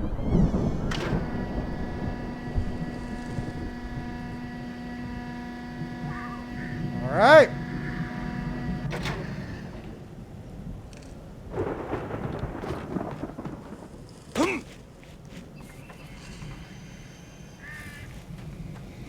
Got your precious cutout. Is that why you wanted it? So you could play marionettes? All right, Barry. Inside we go. I think.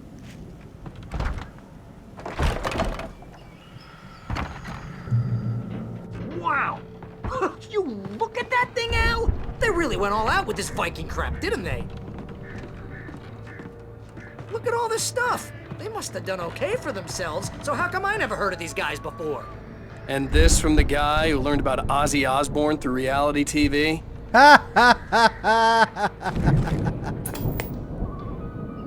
Sleep. We all spend a third of our Night dreams in its Springs. soft embrace, somewhere Brings back between memories. fantasy and Hey, oblivion. remember when I got you that gig? But Your dreams first have a real way of writing forcing job. What got you themselves into started? waking life, Was this one of your or episodes? vice versa. He wrote for Night Springs? Tonight's episode, The Dream of Dreams. That's by someone else. We join Mr. Jones as he explores the endless dreamscape, only to be brought to a sudden stop by a decidedly mundane situation. A long line of people. Hey, Jones, right? Listen, we're gonna have to wait until His Highness over there is good and ready. Oh, wow. Who's that? You don't know him? What are you, new? He's the guy dreaming us. Well, not just us. He dreams everything. All of this. But wait, no. I'm the one who's dreaming. I'm asleep. Isn't this my dream? Oh, yeah. Sure. Get real, pal. You're just another dream. I'm a dream. You're a dream. The weirdo in the diving suit is a dream. And the girl made of smiles and sunshine is definitely a dream. Diving But suit? I'm pretty sure I'm dreaming this. Well, maybe you're a really confused dream. What am I, a shrink? All I know is I'm going with the smart guys, and they say that's the guy doing the dreaming. Right there. I don't know what that means. It means we keep him happy. No sudden falls. We make sure he has his clothes on when he goes out in public. No chases where the monster is nipping at his heels and he runs like crazy, but his legs don't seem to get him anywhere. None of that. Because if he wakes up in a cold sweat... Yeah, precisely. So we wait till he wants to move on. Keep things nice and calm. Hey, something's happening here. Yeah? What's that? What? Can't you hear that? Oh, God help us, it's an alarm clock. Oh, it's you, isn't it? Please, man, I got a wife and kids. Please don't wake...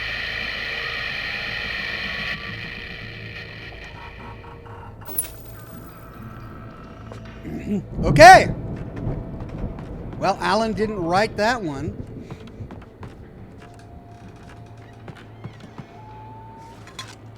But does that mean the episode he did write will come to pass?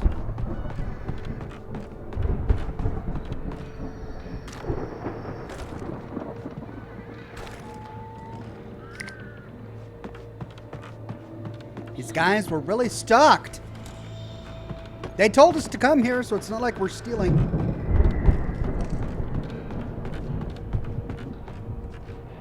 Ooh, upstairs.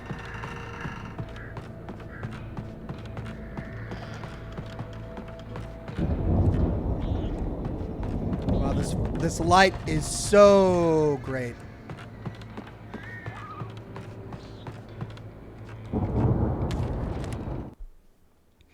The Anderson brothers in the 70s. It's 1976. Madness reigns at the Anderson farm. Contrary to all logic, the headiest ingredient of their moonshine is unfiltered water from Cauldron Lake. The Andersons feel like gods. Odin can't stop laughing. He contemplates cutting his eye out. Tor runs across the field, naked, shrieking, hammer in his hand, trying to catch lightning. Their songs have power. Something ancient is stirring in the depths, coming back. They made their moonshine with water from Cauldron Lake, which gave them some sort of power. And Odin took out his own eye? QWERTY says you missed a page. It's on a seamed wall. Okay. I'll find it. The Viking boat looked imposing, almost like a battering ram. Gotcha. So that's what we need to do. All right, that's how we move the boat to open the door. Let me see if I can find that missing page first. Hey, Old Gods of Asgard. 1975 Ragnarok Tour. Be Awed by Celestial Wrath and Fury. April 11th, Seattle, Washington. April 13th, Bakersfield, California. April 14th, Long Beach. April 17th, New York City. Wow, they went all over. Newark, Detroit, Jacksonville, Tampa, New Orleans, and Baton Rouge. So they were a big deal in the 70s, huh? Okay, let me go down and see if I can find that other manuscript, and then we'll batter open the door with the Viking boat.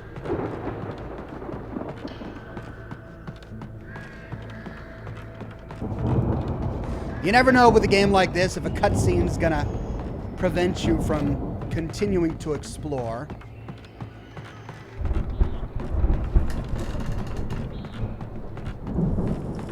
All right, did I miss a page, or was the one I got the one you were telling me about?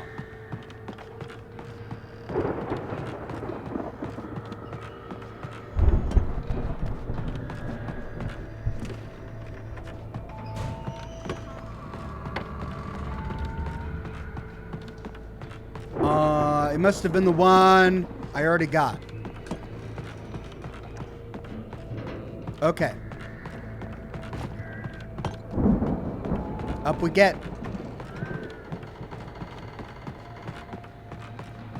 Let's move that longboat.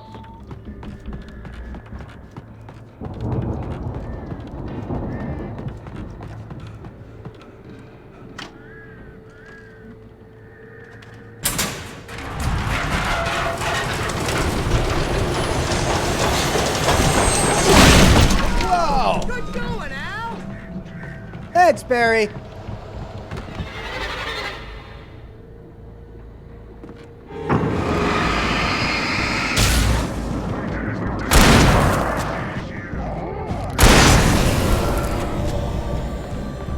You all right, Barry?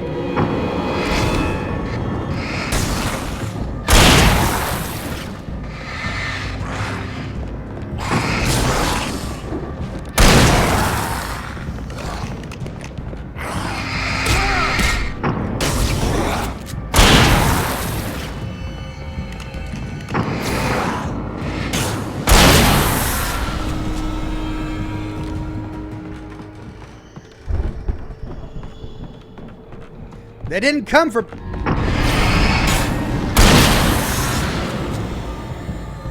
Barry, they came for me. Or they came for Alan. Why didn't they come for Barry? All right, this hay bale knocked over here. I wonder if that's it. No, it must have just been someone else. All right, down we go. Let's see if we can get out of here. It's near the stage. Backside of the rock stage. Oh. Outside? Not gonna let me back outside.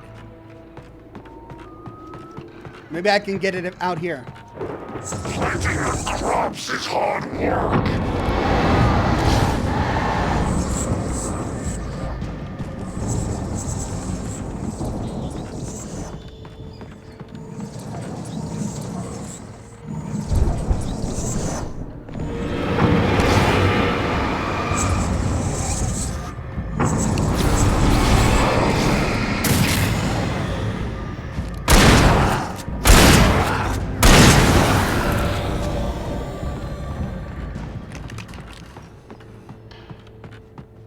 I think we can make it through here, Al!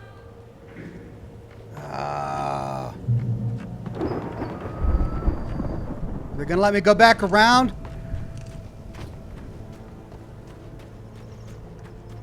No. Dang it, I missed it.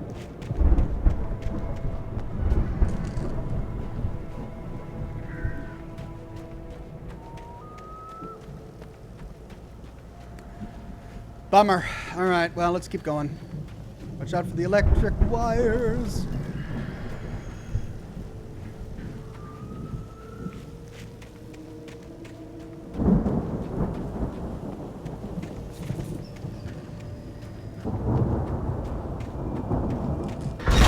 Get up with the sun at the farm.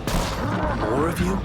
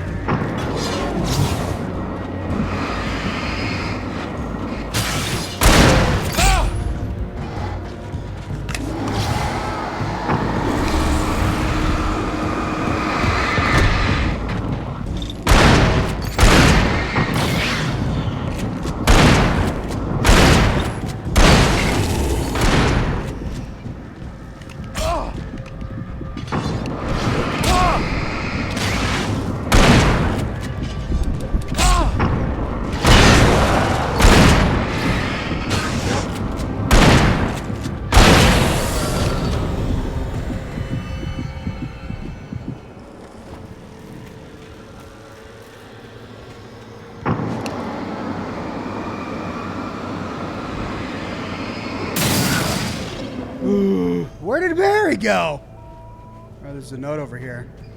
There he is. But no, that's not a note. Barry's fine. He's in the light. Just me.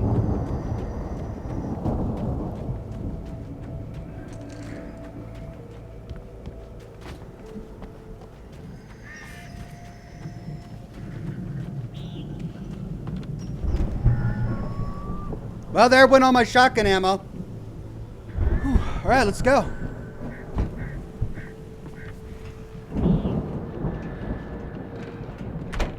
There's the moonshine still. Wow! Those geezers had quite a production going on. Ooh, you know what, Al? If we make it through this alive, I'm gonna start representing them. Yep, sell this stuff online, maybe get a reality show going, release a new single. Good luck with that, pal. Hey, you find us a way out of here, okay? I'm gonna take a closer look at this stuff.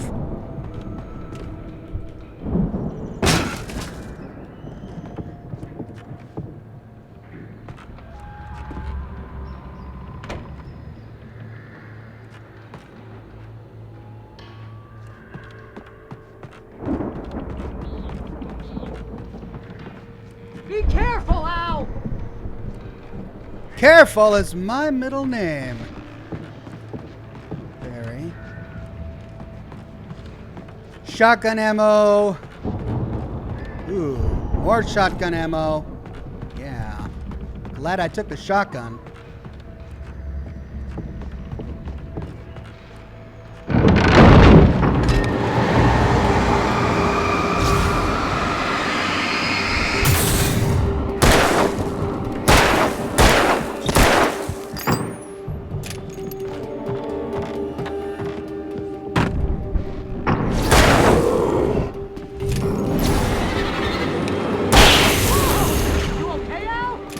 I'm good. Keep your eyes open, okay?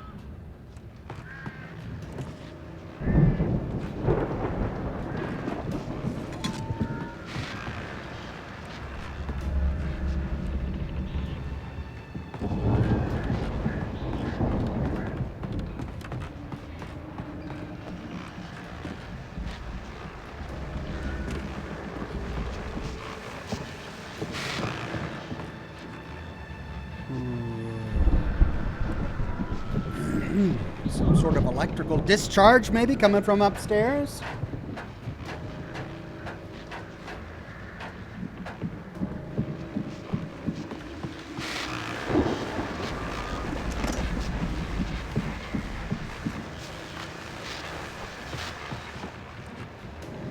Radio. As you regular listeners know, I tend to work through the night, but I'm not the only one. Deputies Mulligan and Thornton are taking a couple of moments off their busy schedule to join me here in the studio. Boys, how busy are you now? Deerfest is almost here, isn't it? I bet that keeps you in business. Pretty busy, yeah. Actually, Pat, we've been real busy with other stuff, which concerns an ongoing investigation. We can't talk about that, Thornton. I wasn't gonna say anything. I was just saying we got, other irons to fry. And how would you compare your workload to last year's? Things have seemed relatively peaceful to me, but people do tend to get a little wild this time of year. Oh, it's wild, Pat. It's pretty wild. There's been all sorts of trouble this year. Vandalism, fighting, public disturbances. A lot of people gone missing, too. Yeah, it's pretty much the usual stuff, Pat. Just, a lot more of it. Now, is it just me, or does Deerfest get wilder every year? People seem to be more drunk, at least, or they start earlier and younger. Oh, it's definitely not just you, Pat, but... Definitely, Pat. Hey, I'm talking here, Thornton. Oh, shoot, I lost my train of thought. Not just me. Oh, yeah, it's wilder, Pat, but actually most of the trouble seems to be coming from grown men. People who ought to know better, Kids are doing fine this year. Well, that's nice to hear at least. Boys, I want to thank you for stopping by. I'll let you get back to your patrol. Sure thing, Pat. Yeah, sure thing, Pat.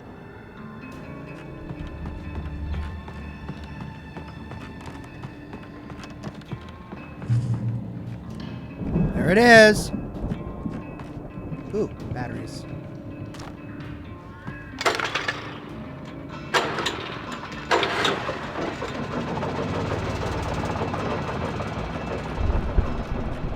Okay, here we go.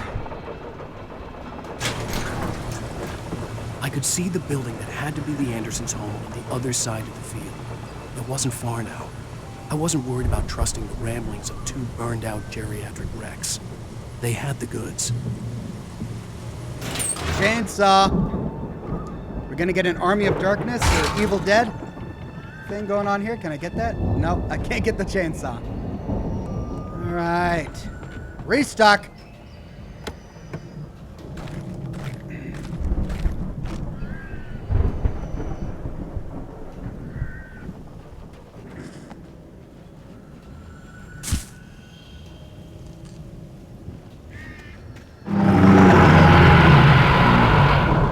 Got to be kidding me.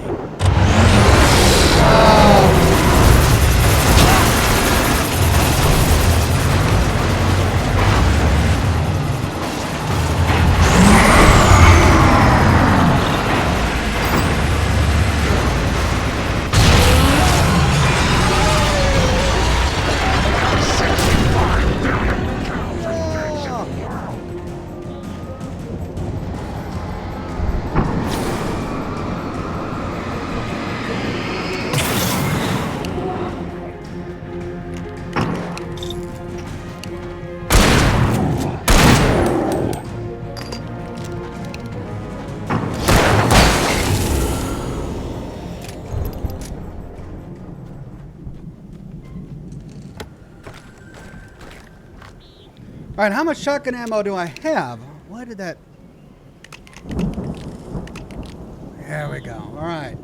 Open the sliding door for Barry. Or the silo door for Barry. Okay. Guess we go through here.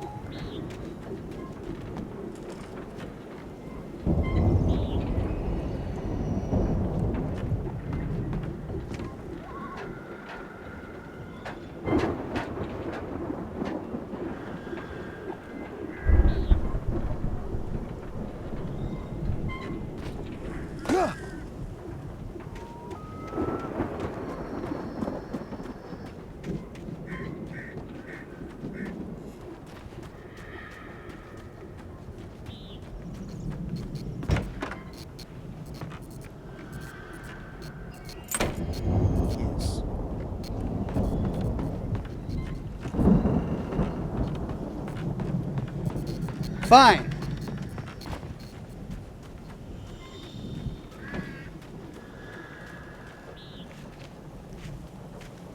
Al? Is that you out there, buddy? Yeah, it's me. Hang on. But there's a door over here. Nothing. Okay. Silo door.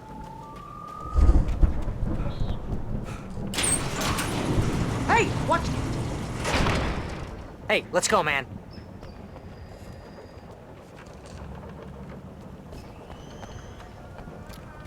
Okay. I think we're gonna have to work together to open this gate, Al. Looks pretty heavy. Ah! Hey, I think that's the farm on the other side of the field. We're almost there. This farm is a crazy place for crazy people. We should feel right at home then.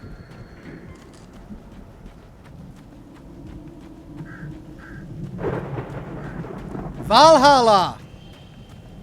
Come on, one more gate. Let's do this thing. Ah! Someone took a chainsaw to this tree, which looks like it's been hit by lightning, of course. Old gods know the truth. Oh, here we go. Front door or around back. Wow, look at this. It looks like a Viking longhouse. All right, well, let's go through the front door, I guess. The lights are out. I guess we better check the fuse box.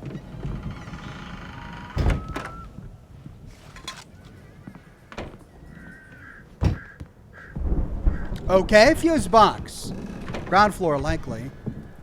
Hey, they've got a little mini stage in here. The power downstairs was out, but I was sure I could fix that at the fuse box.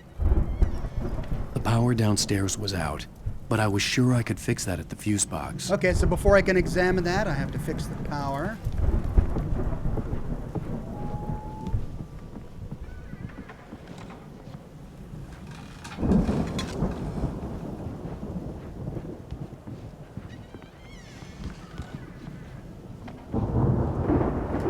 Nice place they've got here. Well, I guess we do have to go upstairs then. Fuse box. You know, this place looks kind of lived in. I thought the Andersons were in the booby hatch.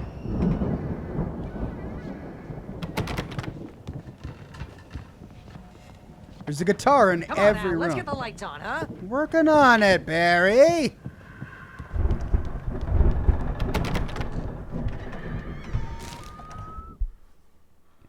The mystery of the missing week. Again, Alice's screams rang in the stillness of the night. I saw myself run toward the cabin, flashlight in my hand. I followed my past self. I was an out-of-body observer, a time traveler in a crazy drunken dream. This was the beginning. The night Alice had disappeared. The mystery of what had happened during the missing week was about to reveal itself. And...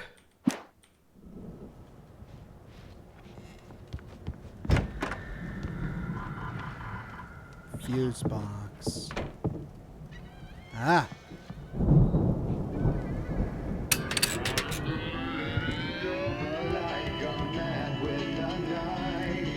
Oh, don't demonetize me. Can you hear that, Al? Music? Of course. We need to find where it's coming from. That's the message the Andersons talked about. That's the whole reason we're here. Lady of the Light? Oh, that's gotta be what's-her-face, the crazy lamp lady from the town.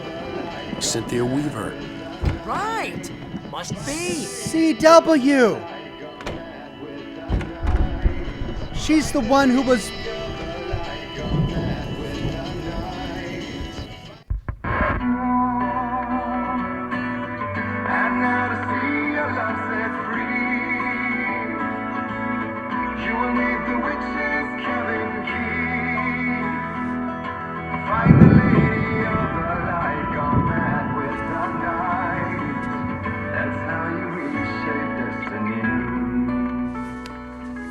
Okay. We need to find Cynthia Weaver. We'll stay here for the night and head back to town as soon as it gets light. Hey, Al. Lots of hours before dawn. Might as well get some rest. And by rest, I mean drunk. Come on, Barry. This is... Yeah, what the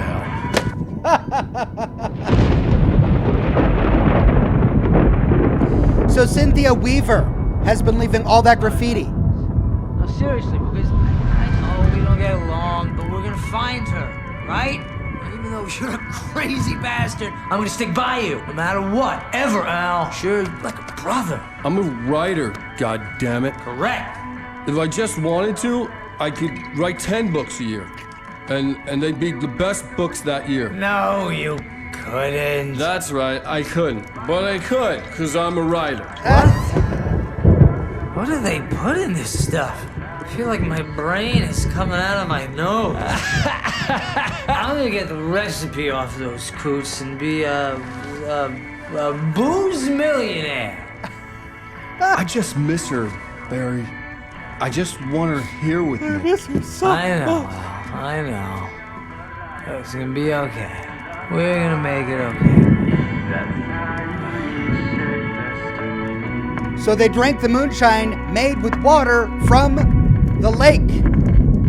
What does that mean? Tobias says, in case demonetized, this story is really picking up. Thank you, Tobias. I'm sure it'll be fine. I think they wrote that song just for that scene, so I should be okay. But that means Cynthia Weaver and Tom. Were they in a relationship or just in her mind?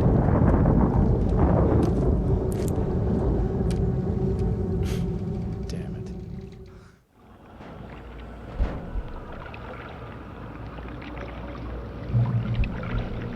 Get to the cabin! Oh! Just... Alice, I'm coming! It's all right! I'm coming! It was a crazy drunken dream, and yet it was more than that. It was the truth, a suppressed memory unearthed by the Andersons' moonshine. I was there, an out-of-body observer. This was the night Alice and I had arrived at Bright Falls, the night Alice had disappeared. I had a chance to find out what had happened. I remembered being surprised to see the cabin dark. Alice would have never turned the lights off. That's right, because she was scared of the dark. Splash. I remembered thinking I caught a glimpse of her form underwater, sinking into the darkness. diving after her was the last vague memory I had of that night. After that, the next thing I could remember was waking up behind the wheel of the crashed car and finding the first pages of the manuscript. Beyond this lost memory, there was nothing. I had to follow the footsteps of my past self to find out what had happened that night. I couldn't find her in all that blackness. I must have thought she drowned. That's right, she did jump in. Alice! Jagger had Alice, and so she had me. Alice!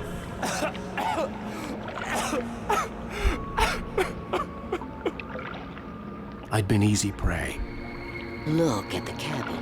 Is there someone in the window? Alice? Maybe she didn't drown after all. Maybe she's inside. Alice! Yes. Okay.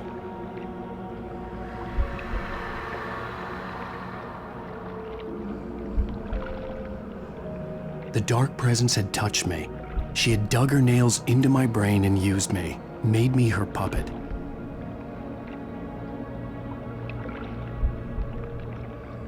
She must be here somewhere. Maybe upstairs in the study. Alice! Yes, that's where she is. You can apologize. Alice! You'll laugh at the whole thing together and put it Alice? behind you. She's not here. You were foolish to think so. No, she's dead. She drowned. No, no, no! It's your fault your wife is dead. You are guilty. All she wanted was to help you right. You killed her. Ah! Oh, hush. There's still hope. Cauldron Lake is a special place. Here, you have the power to change things. She wanted you to write. I will tell you what to do.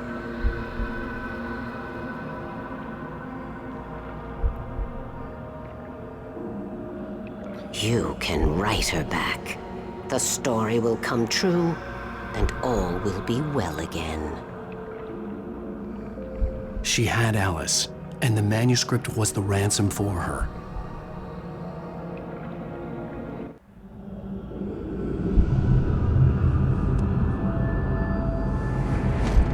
Yes.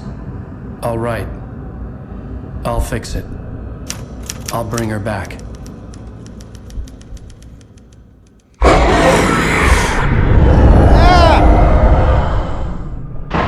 No. I wrote it. I remembered it all now.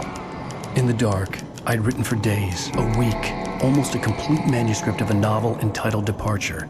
Jagger had been my editor, whispering in my ear, making sure that the unfolding story would make her more and more powerful. I thought I was saving Alice.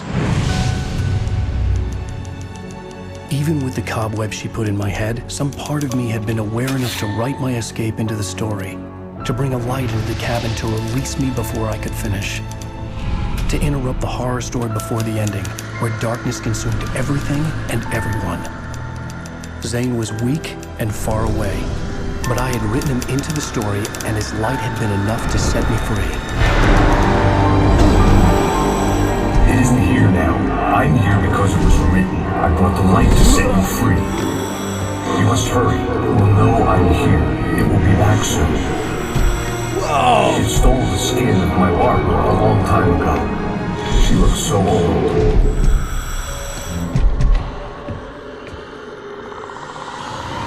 So that's Thomas Zane! I had woken up, confused and groggy, my mind consumed by darkness and fear. All I could do was to escape.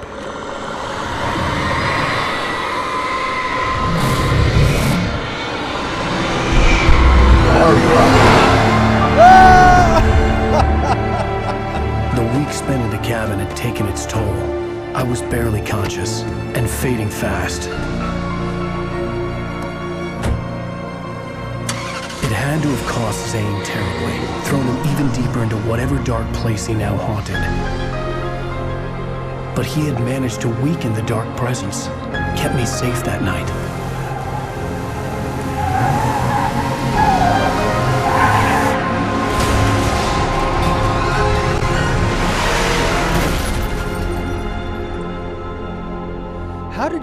the water to begin with. She wouldn't have gone for a swim. I wrote it. It's my fault. That's right, James Joyce. It's your fault, and you're gonna pay for it. Oh, end of chapter. Oh, gotta turn this off. Hold on. Music's gonna get me demonetized. Oh, and that's it. I have less than a minute left before I need to end the broadcast.